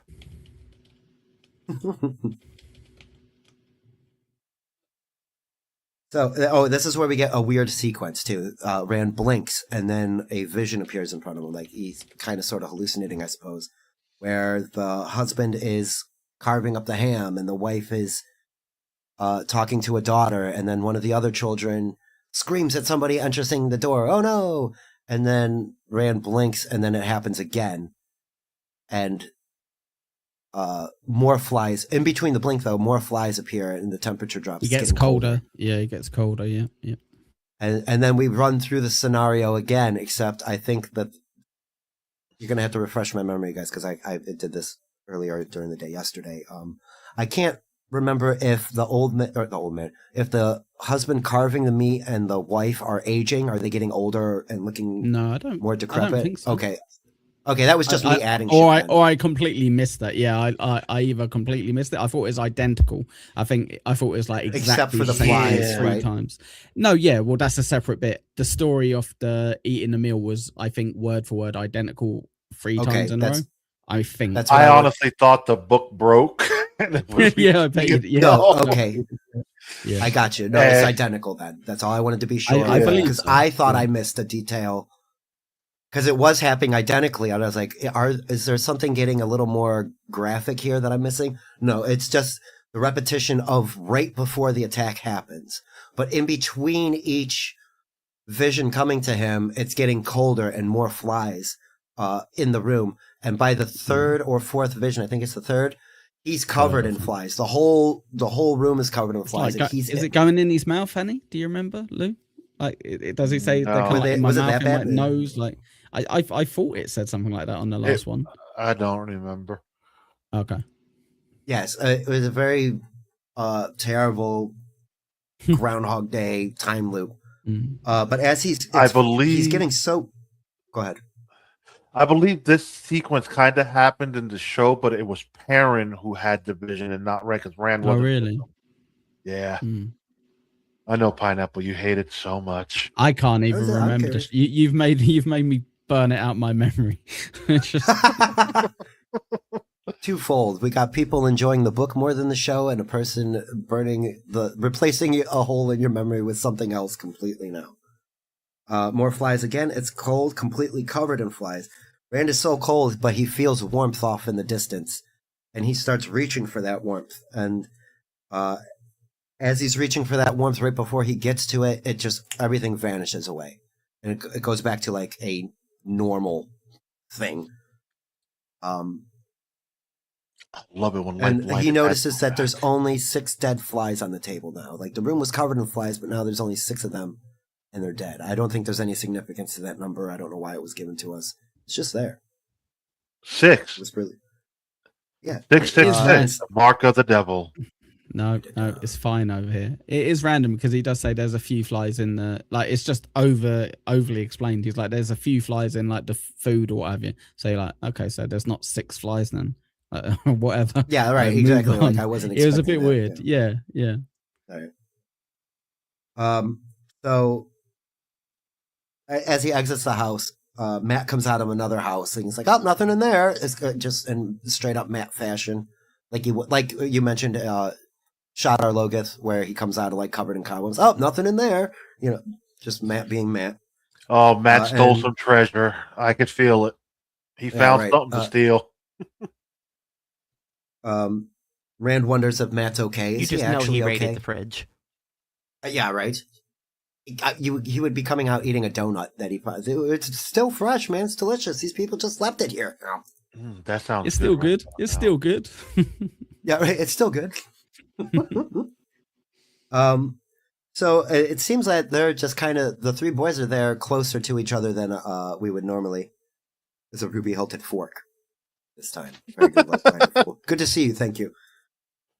Perrin hears off in the distance that they've found something. Oh no. And so they go investigate. There has been a man nailed to a large door in the center of town, like in the town square. There's a huge building. I'm not sure if it's a church or a town hall. I don't think it's really explained because there's nobody there to explain it. And it turns out it's not a man that was nailed to a door. There was 2 spikes driven into the shoulders, 2 spikes driven into the eye sockets. There's boot kicks on the door, so whoever did it while it was, still alive. It turns out it was a Murdral. Can we speculate who did it? Oh, we will in just a moment. Let me finish this up because we're about to finish this part of the chapter. Right after the break. Yeah. So it turns out it's a Murdral, and it's right where we're going to get to. Who did this? Everybody wants to know who could have done this to a Fade. These guys literally make you shit your pants. Like, you look at one, and you're supposed to be stun locked in fear, and not even be able to swing your sword unless you're able to get over that. And whoever did this literally nailed him while alive to a door in a not so great fashion. Spread eagle, apparently. And like I said, hey, got some dingleberries hanging. And Ingtar says, well, we better get out of here. Let's go here and let's ride on. And Huron's like, Before with pleasure, we end sir. up to the door. That's So yeah, that brings out the longest chapter of our day, chapter 10. Lou, who do you think it is? And then it was we'll go to you. I'm pretty sure. I know it's the Forsaken who did it, because Forsaken don't give a shit, and there's only one that we know for sure that's been released, and it's been Landfair. Have we not read the next chapter? I did read the next. Am I going mad? Am I going mad? Okay, all right. It's not. It's just speculation territory. We don't know. That's fine. Nope. Remember, this is all speculation. That was my guess to that whole little. At the time, what? Oh, at the time that was. Okay, Baba cool. Yaga. All right. What up, AJ? Annie, who did you think it was after reading this? That's why I let Lou go first. Got you. Fane. I mean, We'll get there. my logic behind it is he has the dagger, so it can probably kill a Murdral. So he probably got fed up of being bullied by the Murdral and snapped on it to take control of the group. And then as a sort of a demonstration of power, put the dude's head on a spike. Metaphorically, because he nailed him to a wall, but Yes, right. So metaphorically put his head. I think he did a little worse than putting his head on a spike, to be honest with you, because it's that psychological thing where you saw two of your boys just got skinned, and now you're seeing I'm taking out something that is supposed to instill fear in the rest of you anyway. Go ahead, Lou. I have to. We got to remember the previous passage where Uno saw the woman in the window, and when he goes in, it disappeared twice. These Forsaken have their own special portals that they can just go through. So Says who? Lou Says who? Lou. yeah, says who? where? What? Says who? Lou. We're reading a book. I've not read anything in that book about any of that. So why would that be a comment? Because it just comes to me this way. That's not speculating, is it? Yes, I don't know. I'm watching Star Wars, and I assume that Darth Vader's Luke's dad. Just guessing based on the first. Well, we thing get that in there. episode 5 of that fucking movie. So let's stop there. Yeah, it's not that hard. This you can only say stuff that you've read in a book. That's why you don't care about what you've seen in the show, because it's going to mess your head up. So I try not to think about the show. It's definitely tricky to keep two separate. We're not reviewing the show. We're not reviewing the show. We're this portion didn't happen in the show. That's why I can speculate this. That's what he wants you to feel. All I'd have to be the bad guy. No. Sperg, can you help a little bit, because he might listen to you with this kind of stuff. Well, that's just it. Like you do have some foreknowledge because of what got pushed into the earlier seasons. Like, it isn't a 1-to-1. The guy, and here's the thing: you're trying to speculate on something that gets answered literally in the next chapter. Yeah, but I still don't think it's him, because he doesn't have not the explicit. Well, that's why it's important. Well, see, that's why it's important that it is him, because he's becoming something more than. All right, yeah. Glimmers of the Pattern, chapter 11. Here we go. The shortest of these three. It's a half-hour long. After traveling on, Ingtar makes camp. He makes camp earlier in the day because apparently they are shooken up. After seeing two of their soldiers skinned alive, and then a Murdral murdered alive. I think that it definitely is affecting the morale of the camp. Rand overhears Uno speaking on that woman that Lou is now obsessed with. Uno swears it was the same woman. The other soldiers like, are you sure you saw what you saw? I saw what I saw, because these guys are top-notch soldiers. Like, they don't screw around. And it was told to us that Uno's been campaigning since before Ingtar was even born. I love the way Uno deals with that, because he doesn't kind of go, "Oh, come on, guys, like, you know me, like, I wouldn't." He's like, I saw what I saw, like, it's fine, but I saw it. He's so sure of himself, but not arrogant or whatever. He's just like, I saw it. I know like, what the fuck I saw. Yeah. And the fact that he believes him as well, even though there's no proof there, because he's like, try not to scare him off this time, because he's like, I can only assume, like, you're not seeing something that's not there. I believe you. Like, I don't think you saw curtains. I believe what you're saying. So you must have scared her off, because that's the only other logical explanation. Right. Again, yeah, they're not going to leap to conclusions. And they are very matter of fact with it. You saw what you saw, Uno. I mean, it's not a lie until we can disprove it. And it's not even a lie then. It was just a misinformation. Your senses tricked you into thinking you saw something that you didn't see. Rand, after hearing all this, he wishes he could talk to Moraine for some advice. Wishing for the Aes Sedai. What's going on here? You're mad. You are going crazy, Rand. You don't want to talk to them. You were free from the Aes Sedai. But are you free, really? Ingtar's a bit shook, like he's not having this. He's not excited about he is a little more worried that they're chasing something that's probably more dangerous than he initially thought. Not just a couple of Trollocs and a fade. Again, Rand is like, just a couple of Trollocs and a fade? Even a few days ago, that was an issue. Now it's just a couple of Trollocs and a fade and some dark friends. We're just, this is normal everyday shit for them. Not for me. Rand and Ingtar are having a chat about these Trollocs and such.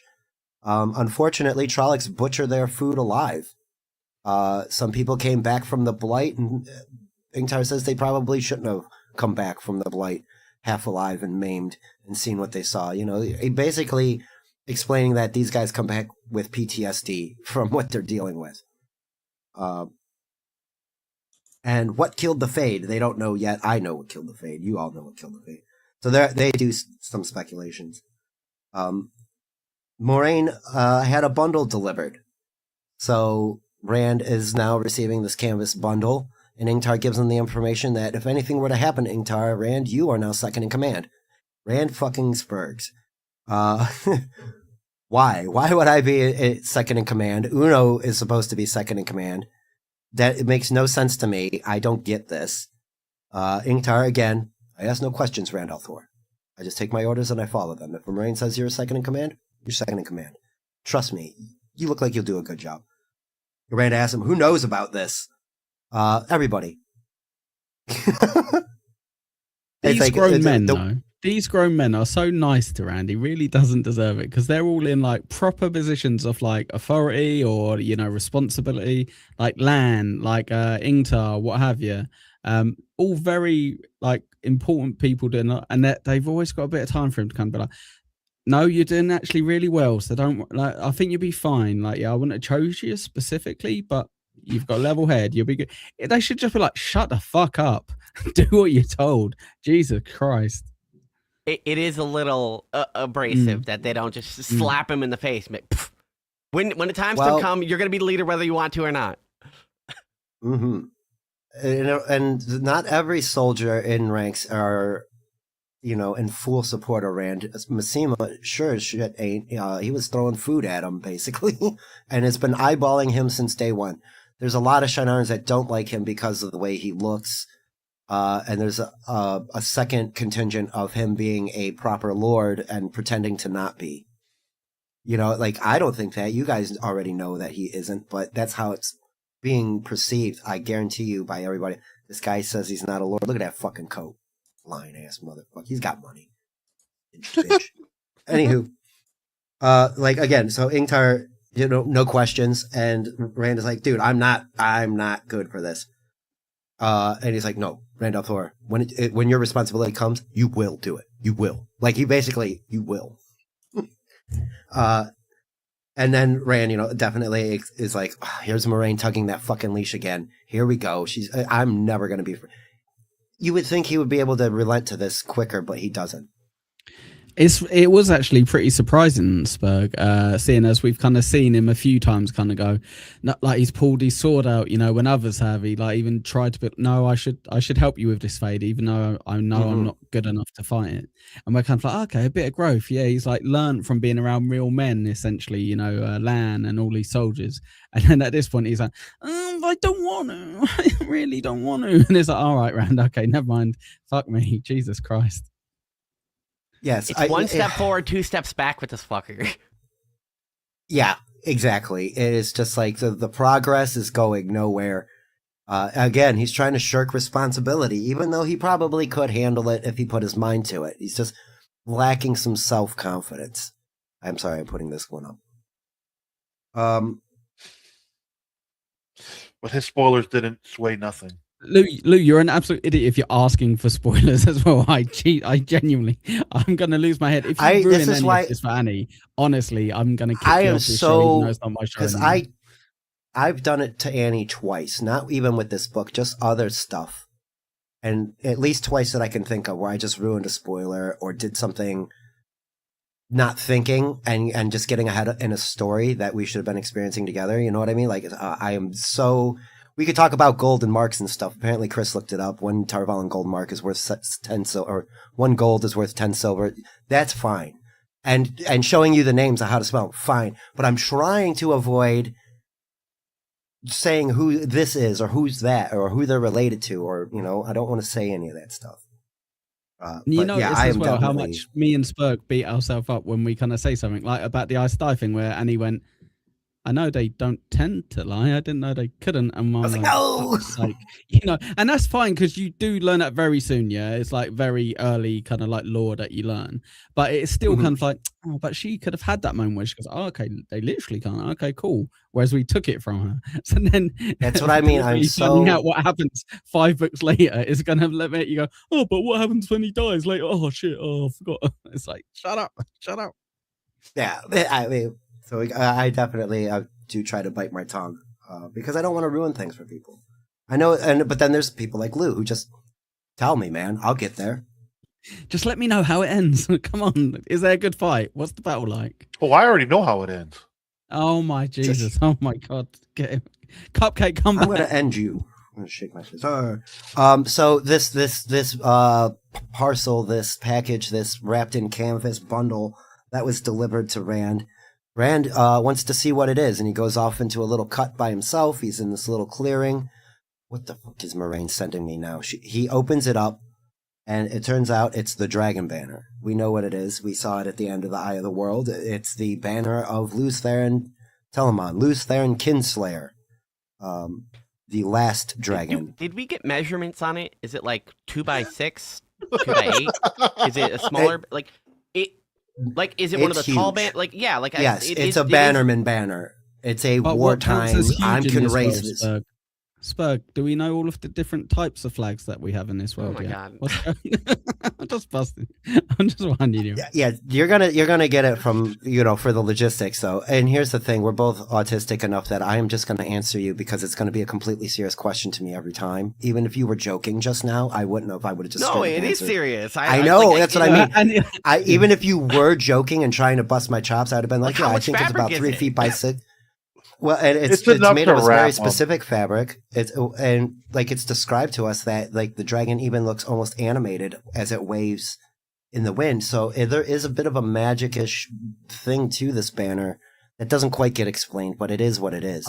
Rand even says here, I would burn it if I knew it would burn. I'm very skeptical about if Annie recommends me any books going forward because the amount of detail in those books must be insane. Like there's some questions here where I'm like, I would never think of like asking like all this information. You've got an inquiring mind, whereas I'm just like, yep. I love it so much. Yes. Yeah. I have a very specific form of autism where I like to know numbers about things. Sure. Yeah. And then nothing else matters except for that one little detail for some reason. Well, and like we were talking earlier about view numbers and view counts like that. Like I'm just autistic about it. I like to see the numbers and where they go. go subscribe to Annie's channel. She's one away from 155, and it's really fucking bothering me. It needs to be a 5 or a 0. Sorry. No in between, says the Sperg. I can't help it. 4 people, please unsub from me. Thank you. No. Way ahead All of right, you. I'm getting sidetracked. Yeah, right. We'll buy you some. So as Rand is looking at the dragon banner, cursing it up and down. God damn, Moraine with the banner. What's she trying to do to me? Matt just walks right up on him. The guy who's been avoiding him this entire trip, seen Rand walk off by himself, and had to go sneak up on him to see what the F he was doing. So Matt sees it, and he's completely shocked. What do you got? Holy shit, you got the thing.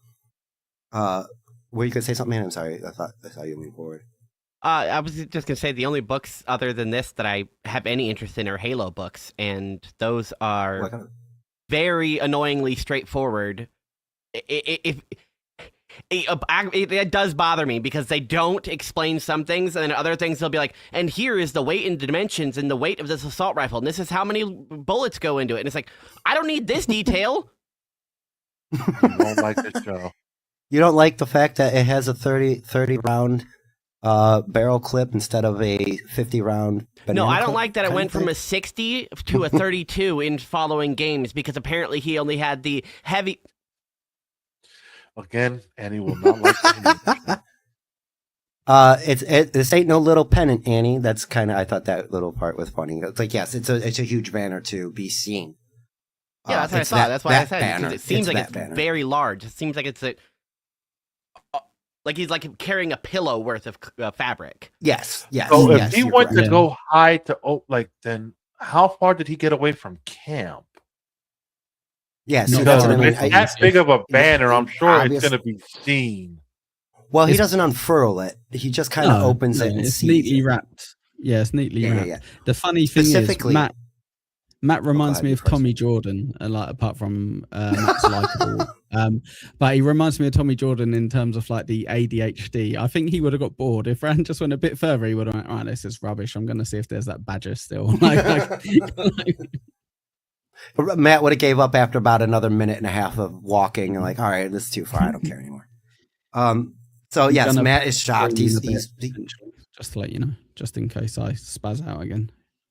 okay. Just to let you know. Oh yes, Matt sees it. He's shocked by it.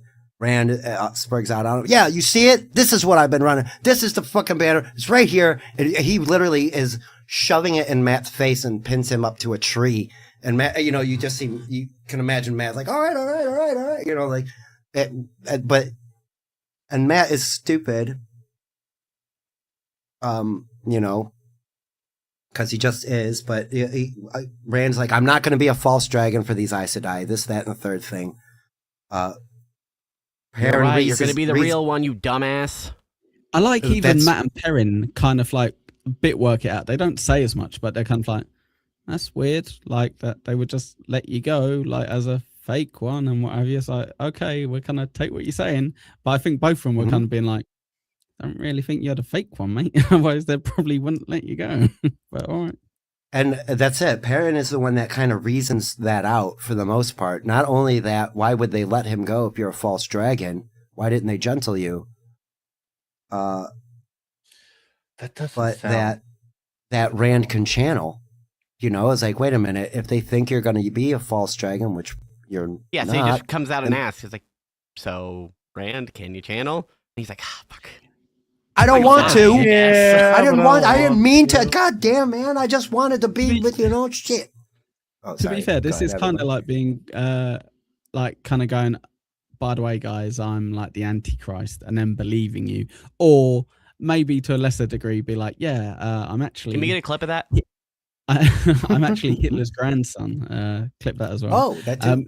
Because with that, like your reaction is like, oh my god, like there's no way I can have a positive reaction towards it. But neither of them like attack him, spare him, or anything like that. So as Right. hard as it is to realize, they both deal with it really well. So they are his boys. You know how earlier we are kind of like saying, oh, they're kind of acting a bit petty. When it comes to something serious, even though Matt very soon, as you're going to say, is kind of being like, no offense, I ain't sleeping anywhere fucking near you. They're still being Right. pretty decent about it. In general. That's it. Perrin reasons it out. He takes it the best. sometimes you can't control what happens to you. Things just happen. And he's talking about himself really in that moment. That's right. He understands that, you know what? I can't control that. I mean, it just happened to me. You just wake up one day and you are what you are. And that's what I wrote down. Matt Sperg's out. What? You can channel? You can bloody channel? Oh my God. No offense, Rand, but I'm going to be sleeping way over there. And Perrin goes, well, in that case, if you're worried about being exploded, you should be sleeping cheek to jowl with him, because of the story he explains that there was a guy that blew up a whole town, except from where he was the center point, it radiated out. So you would want to be right next to him to be safe, if you were thinking that having that line of thinking. Matt goes down the same line of thinking that Rand did. If I were you, I'd run away. I'd hide. I'd be all off. He literally goes down the same line of thinking of ditching his friends and hiding off and being alone somewhere, and didn't put it together that that's what Rand was doing. Even after Rand explains to Matt and Perrin why he was doing what he doing. This was the apology that was supposed to be being built up throughout the last couple chapters. And Rand finally does get to explain to them, I don't want you guys involved with this. This is why I left or wanted to leave. And then Perrin asks him, why didn't you leave? Well, the Armelin seat came and I was stuck there. Then Egwene and an attack and Matt the knife. And then Matt's like, you stayed because of me? Yeah, this is typical guys, though. They're like, can't talk about our problems. Then it all comes out and they're like, oh, all right, nice one. Yeah, nice one, mate. Oh, cheers, mate. Yeah, no, nice one. Yeah. Oh, fuck you, mate. Oh, shut up. Yeah. Anyway. Yeah. And see, well, that was easy and resolved immediately, huh? Yeah. Oh, we're all buddies again. Nice one. Cool. Next. Well, see, that's the thing. Matt is sympathetic, but he stays based. He's like, you're a guy that can channel. You aren't the guy that you used to be, Rand. You know that, right? Laters. It just basically says we're growing apart. He's being realistic to a degree, but he's also distancing himself in a way that I probably wouldn't. I would be more like Perrin. It's quite funny though. Lou did a little Forrest Gump earlier for Rand. It's kind of similar to when Jenny's got AIDS for me, where it's kind of like Matt in that situation would kind of be like, oh my God, you've got AIDS? Like, okay, that's really bad for you, but don't go anywhere near me, please, and don't touch any of my stuff. And it's like, yeah, all right, mate, I get it. I get it, but you don't have to be that obvious. And it's like, yeah, but it's quite bad. It's like, I get it. And Perrin's like, God, have some subtlety. Have a little bit of class. Yeah. Yeah, no, yeah. Perrin I think Matt is Perrin's friend and Perrin is Rand's friend, and Rand and Matt are friends by proxy, right? Like they're all around the same age and they're all just going to get along kind of thing. But and especially over the last couple chapters, Matt and Perrin were bonding here more. There was a time that Rand asked a question straight to Matt or Perrin, and then Perrin asked the question to Matt, and then Matt responded. Like they were straight up ignoring Rand. Like they were just being bitches about it. I tried to skip as much because we are coming up on the 2-hour mark. I think I agree with Mr. Mac on here. I think they're just different kind of friends. He goes, I think they're all friends. I'm like, yeah, I get it. I've got different type of friends, in terms of some that you talk more to about certain things or some that you go do more stuff with. I think it's just kind of like Perrin's the sensible friend and Matt's the fun friend, probably. They might be as easy as that. I agree. And it would behoove Rand and Perrin to hang around Matt because, he's the one that's going to be the wild card and spice it up. Otherwise Rand and Perrin would just be still sitting at home not doing shit. You know what I mean? They'd just be blacksmithing and sheeping it up. Here's the breakdown of the group. Perrin is the designated driver while Matt and Rand get drunk in the club. Fair. Yeah, but Rand's like kind of spending the whole time moaning about his problems with Egwene and like that. He's not sure. Yeah, and he's got to go to university, but he's not sure if he should go to university because he doesn't want to be away from his dad and all that stuff. Hey man, you're fun to hang out with, but then you start talking. Yeah, but Matt's just like slipping pills in his drink the whole night, being like, yeah, fuck me, right, getting him wrecked so he spills more information. And guess what, guys? I can kind of channel. You can what now? Shit. Yeah, I'm a wizard. But speaking about the friendships there, Perrin thinks deeper here, I think. Well, in my opinion, he's a bit of the deeper thinker. Oh, And he reasons it out. He's like, Rand, I would run too. I'd burn that banner and run. But maybe you can't.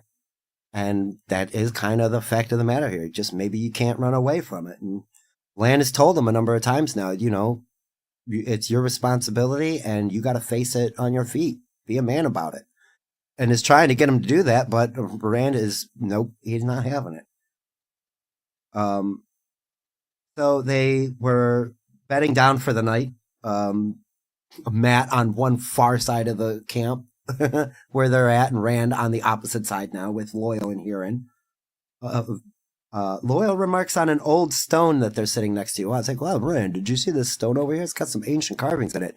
I feel like I can almost make it out, but I just can't quite see what these markings are about here. And Rand looks at it too, and he says, yeah, they do kind of look familiar. And I think it is like supposed to be reminiscent script or something, like in the ways that where Loyal can read certain things. And how funny would it have been if they all just went, oh, for fuck's sake, Loyal, shut up. No one cares. Jesus Christ. Right, I'll be back in a minute. Yeah, he's like, yeah, there's just a bunch of old shit around. Come on, Loyal, get over it. But Rand is trying to go to sleep. Sleep does not come easy. He's rehashing the whole day in his head. He is kind of literally, is he the Dragon Reborn? Isn't he? Is he? And he's afraid of it one way or the other. That's for sure. And then it's a dream does start to happen, but it's weird-ish. And then the chapter, well, it doesn't end there, but we get a chapter break there. Any opinions on that weird dream thing that may have just happened? I guess I missed that part. I don't know. But yeah, it just, this definitely feels like the chapter should have ended here. Like, yes, the chapter, I understand what you're saying. The chapter is a shorter chapter, sure, but like, it just feels weird to change to a different character that we've never been in the perspective of in this same chapter. Right. This chapter was pretty much together for showing us Rand. It was the apology chapter. It says Glimmers of the Pattern is the chapter title, but really it was the Matt Perrin and Rand kind of exchanging their information. They found out that Rand can channel now. Their two best friends now knows that he's trouble and why he couldn't tell Perrin back at the keep. But yeah, there like he's trying. There's like a quick mention. It's just like he does start to have like a dream state, but it was mentioned that there was a weird glow in the dream state, and then we cut to hot on Fane, who is, I guess it's in this chapter because it is the other side of the coin right now. Fane is the kind of Rand's biggest antagonist. Is that the word I'm looking for? Antagonizing? Yes, antagonist. Yeah, I mean, he's the guy. He's the guy. He's been, and right here it's explained. He's been changed. He was taken to Shale Ghul, where he was distilled down and redoubled into being the Dark One's hound and chasing Rand. Like he literally knows the direction Rand is in. Like he's over that way. Let's go, and knows he's there. And then it was mentioned that when he was in Shadar Logoth, something happened to him there. What a stupid power that is, Sperg. What a stupid power. The only thing that would have made that more stupid is if he was using his nose. No, you're completely right. That is stupid. I can see one guy in the entire world. That's it. I can find one guy. What if I don't want to go find that one guy? Now I'm just permanently aware of where that guy is. Well, how annoying that would be? Oh my god. Luckily he can smell Superman, and he's a villain, and he's Lex Luthor, and he wants to find Superman. So that's a very convenient and lucky power for him. So absolutely. Sniff alert, sniff alert. Yeah, so we get explanation a little bit of Shale Ghul and then something happening to him to help reinforce it at Shadar Logoth, even before he gets the dagger, which is now in his possession. It's in his hands, like literally. He is holding it. And it's told to us here, I'm pretty sure, that Fane is the one that killed the Fade. He did that in front of all of them. The Trollocs now fear him. It's described literally how he does it. Yeah, it's literally described him doing it. So, okay. Because I was trying to stay light on the details in the notes to keep it moving. And yeah, now the Trollocs fear him. They take orders from him.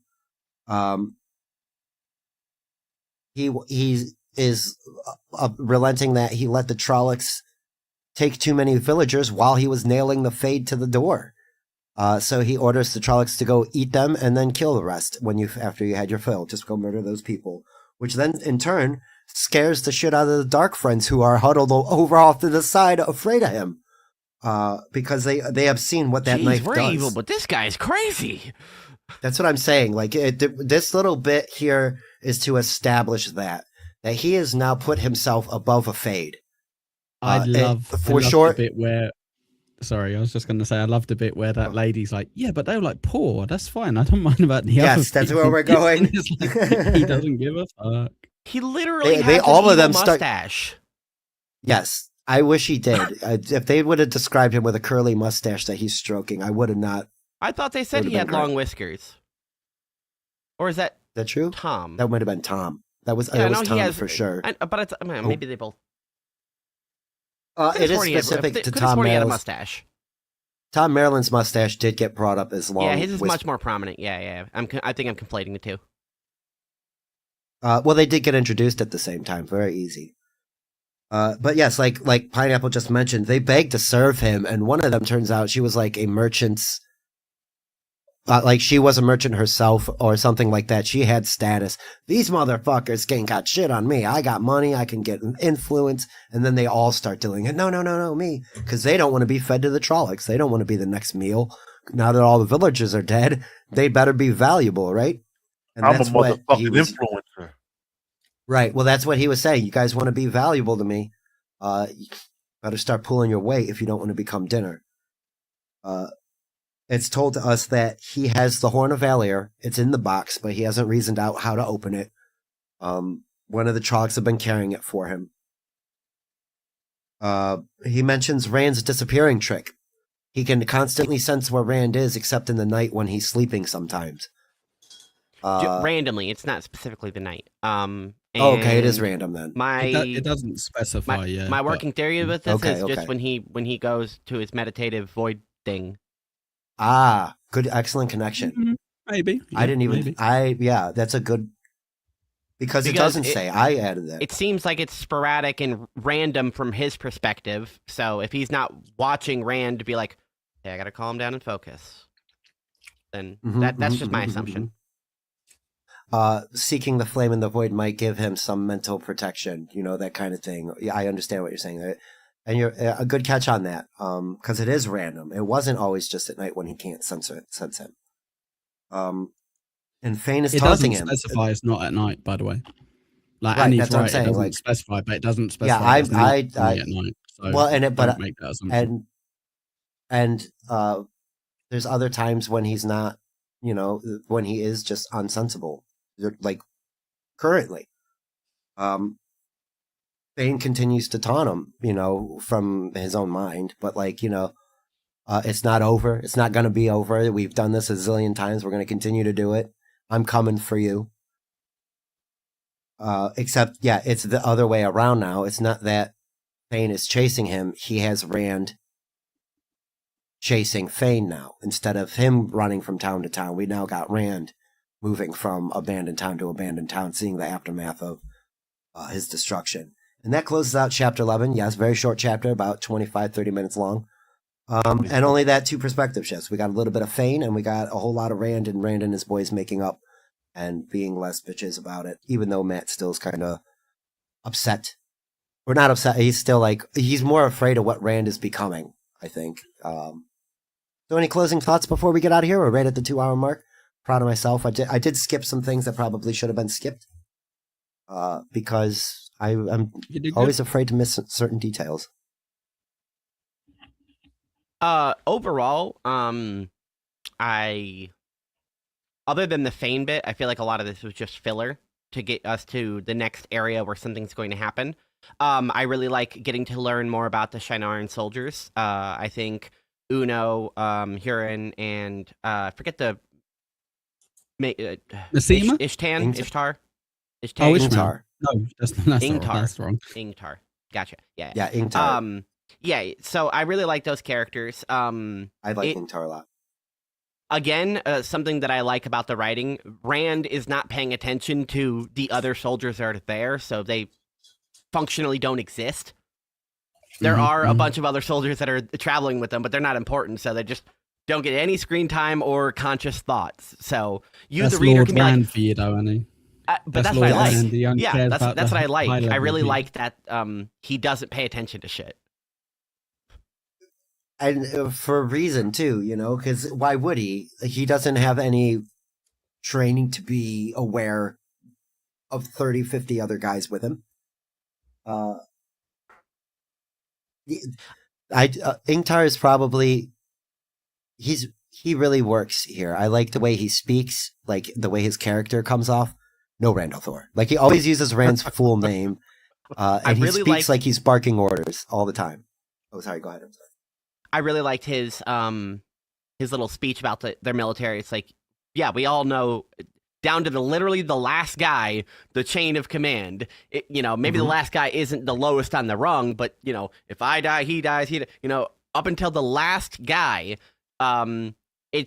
because we don't want them to have that like survivor feeling that I'm just survivor. Nope, you were the leader now. You just happen to have no men to lead, so you got to carry on. It's interesting. I really like that sense of duty that they have. It's quite interesting because that's similar to what we heard of how the Manethran army kind of was, in terms of like very much their duty. They fought to the death beyond what was expected. Like they went weeks longer than they thought they possibly could. So it's very kind of like, okay, yeah, these are like the real people here that are still around. These are like the proper fighters. So that's good to know. I actually enjoyed that chapter. It was a bit of night and day because it's Rand and then it's Padam Fane.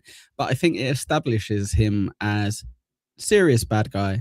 Like, pay attention, guys. We're going to explain a few things. Okay, you might guess that or you might have assumed that, but now we know, no, he's not that crazy tramp guy who's running after him, who's filthy. Not anymore. Yes, that's what I'm saying. It establishes that he's more than that, and he's a lot more than that because it does confirm he killed the Fade. And as far as we're concerned, we're like, we know kind of about these Forsaken. We saw a couple in the fight, and they're big bad apart from like the devil character essentially. But Fades were the next level, and now we've kind of found out this guy is above Fade. So we're like, okay, mini boss at least at most. And Rand's chasing him for some reason. Brilliant. I'm sure that'll work out well. But yeah, I enjoyed it. It's a good 3 chapters. It went really quickly for how long the first 2 were. It went pretty damn quick. Yes. I think there was a lot of descriptor that was going on. Again, like, sunlight through the window, this is this and that, which I tried to avoid writing down and going over, because that's what makes a bit longer. I just, you got to read the book for yourself. Sorry. For the details. No, go ahead. You're fine. My fault. The most fascinating part of the chapters, I think, was the weird, sudden, like, looping. Where it isn't explained, addressed. Rand doesn't even linger on it. He doesn't think about it again after that happens. It just is something that happened, and then it's like, all right. So I'm did you very find that interested. Confusing, Annie? Confusing, yeah, but it's purposely confusing. But same with Lou though, because I was doing something at the same time. I thought, like, did I hit back on the thing? Hold on, what? So I had to listen to it again because it is confusing when it's just presented to you. I think you can make like some guesses as to kind of what's happening, but I don't have enough information to make any concrete assumptions, especially if this is another one of those one-off things where he just got pushed by solid wind, if it's something that happens once and then never again, makes me even more curious. I think it's established it quite well in terms of we've had a few chapters where I've kind of gone, am I on the wrong chapter here? And it's always been dream stuff before. It's always been dream stuff where we're like, okay, he's dreaming. Like sometimes you figure it out, 12 words in, sometimes it's near the end of the chapter and you're like, oh, crikey, okay, he's in a dream. Okay, I get you. So it is interesting that we've got another one where it's deliberately confusing for you. But you're very aware it's not a dream, which is good because it's starting like throughout a day. Like it's far too much information for it to be like, and then he woke up and it was, he was sweating or what have you. And noticeably, it doesn't seem like time had passed like any, like in the real world, like in that hallucination or whatever. It seemed like that thing happened over and over and over. And maybe it was happening consecutively. Like, he walks in and just stares, and then he comes to and walks out, and Matt's already walking out of the other room. So did he just walk in and stand there the whole time? You know, something to think about. That's what I like about it. Did he get frozen literally, or just like, whoa, that was weird? Literally three blinks, literally, you know, so that quick, you know, how long it takes you to blink your eyes 3 times. And we got a nice chunk of paragraph out of 10 or 12 minutes of audiobook, you know, so, and that's why I asked if you guys caught any details there that I may have missed, like the husband and wife aging or the daughters looking different. Because sometimes I feel like there happen, was you know? one line, like maybe they moved differently on the last one. Like I think Something like that. That's what one I was- tiny thing changed. I swear it didn't. Yeah, I swear. But yeah, no, that's what I mean. Unless I go back and look right now, Right, But yeah. I agree. It's and to the narrator, Michael Kramer, being able to maintain, because he's reading it, you know, and it's blink, and then he reads it again in almost the exact same tone as he did before, and then blink, and then he does it again, and it's almost the exact same tone as before, and it tricks you. It's so consistent. And to Ekul's point, last week was when we jumped in. I was like, the way the chapter cold opens with just being in the middle of that dream like that, I was like, wait a minute, did I miss a chapter from last week to this week? And I had to go back and make sure that I gave everybody the right shit to listen to. I was like, oh no, it really threw me for a loop. I really like that. I could imagine somebody else reading this book being pissed off every time that happens. If you're reading it though, like front to back, it might be not as disorienting as taking. Yeah, we are off, taking a week you know? in between readings, so yeah, it is different the way we're doing it. But like I said, I could imagine somebody being like, again. Yeah, right. Well, and that's the thing. Even if you are absorbing it quicker, the dream sequences do come quicker. You know, like they are often. And trying to show a parallel, you know, that this guy can come into your head and screw with you while you're asleep. All right. Well, that wraps up chapter 11. Thank you guys for. Oh, Lou, any other final thoughts? You were kind of quiet. I just making sure I get everything covered through here. Listening, Michael like I said, Pineapples. I enjoyed all 3 chapters. Next week, we finally got a short one, guys. Yeah, all 3 chapters next week, I think, are right around a half hour or shorter. 36, so- 22, and 20. I'm gonna Yeah, read them so- twice then. There you go. And so, yeah, that's. Oh no! Hey, Taz. I know it's a hard one because you're on the West Coast, so it's only just now like 11 a.m. out there. We start around 9 a.m. your time, so if you're not up and watching, but if you like the fantasy book series, give it a like or follow, subscribe. I know you already are. I'm just saying for the YouTube algorithm, so that little subscribe button lights up when people watch. Love you too. That's hard to say. Let's at everybody real quick, and then we'll hit the end stream and get out of here and call it an afternoon. Cards later tonight. Yep, that's Okay. what I want to plug. Go follow me on Twitter or join my Discord. You can find the link on my website. And reach out and you can join our monthly poker night. The first Tuesday of every month, we get together usually around 6 Eastern. We can start earlier or go later, depending on people's schedule. But we get together, play some blackjack and some slots and stuff until we get enough people to play poker. Nice. Yes. Lou, your turn. Catch me tomorrow morning with the Breakfast with the Belly Bros on Lou the God, YouTube and Twitter. Link in the description for the YouTube channel. Mr. Ekul Pineapple will be live here in about 35 minutes. Pardon my French. Anything else you want to give a yapper out to? What you got coming up? Anything Thursday? What's happening? Yeah, so I'm doing a little switcheroo because Rochi's watching the football today. So I'm doing a members only in half an hour. So I'm going to try my best to do a bad stream. I've never done a bad stream ever before in my life. So I'm deliberately going in with no preparation, nothing, and just see how bad it is. Who are you covering? No, exactly. Yeah, No, that's he my doesn't problem. even know. Nothing. Oh. And that terrifies me. So that should be fun. I would recommend you Members first only. start with Reddit, and then you go to Twitter, and then you go, Perfect. hold on. I think it was on. So chewing the then you shit sit for there a and second, say, spin, and then I'm crack going on to an take your apple house. pineapple, if you heard any of that. Yeah, perfect. Right. At Thank you Ekul very much. Pineapple, members only show this afternoon. I love my Mhm, pineapple mhm, friend. mhm. I agree. And make sure if you are doing any internet searches to come up with content that you hammer on the keyboard extra hard to make sure people know you're typing. I love you guys. Perfect. Thank you for joining. All you guys, thank you for joining. Taz, the Light Blinded Fool, Chris Mack, and a few other people. OG Mumbling Nick stopped by. Young Old Vibes. Who else? Young Old Vibes was here earlier. Brand's getting a little less Tom, annoying. Dave, Sarah. Roll Thank you for call. looking at the participants. A little bit of roll call at the end there.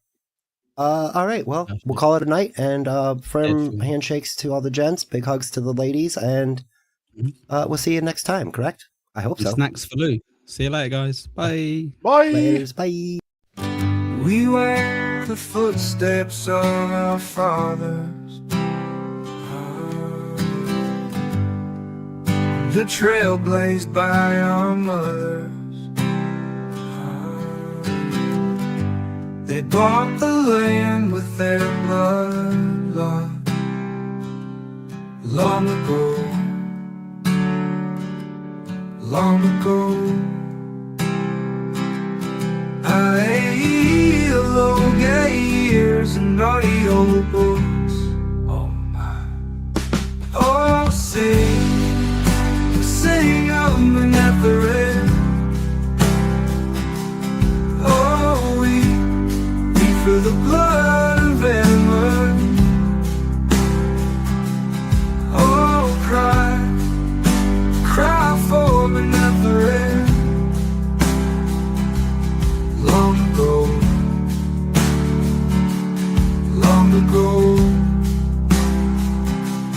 Aiel, Ogiers, and audiobooks. Oh my.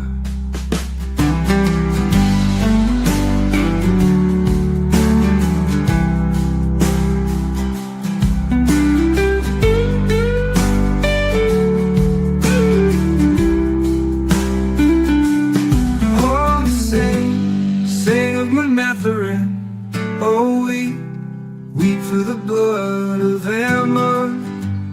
Oh, cry for my Matherin. Long ago,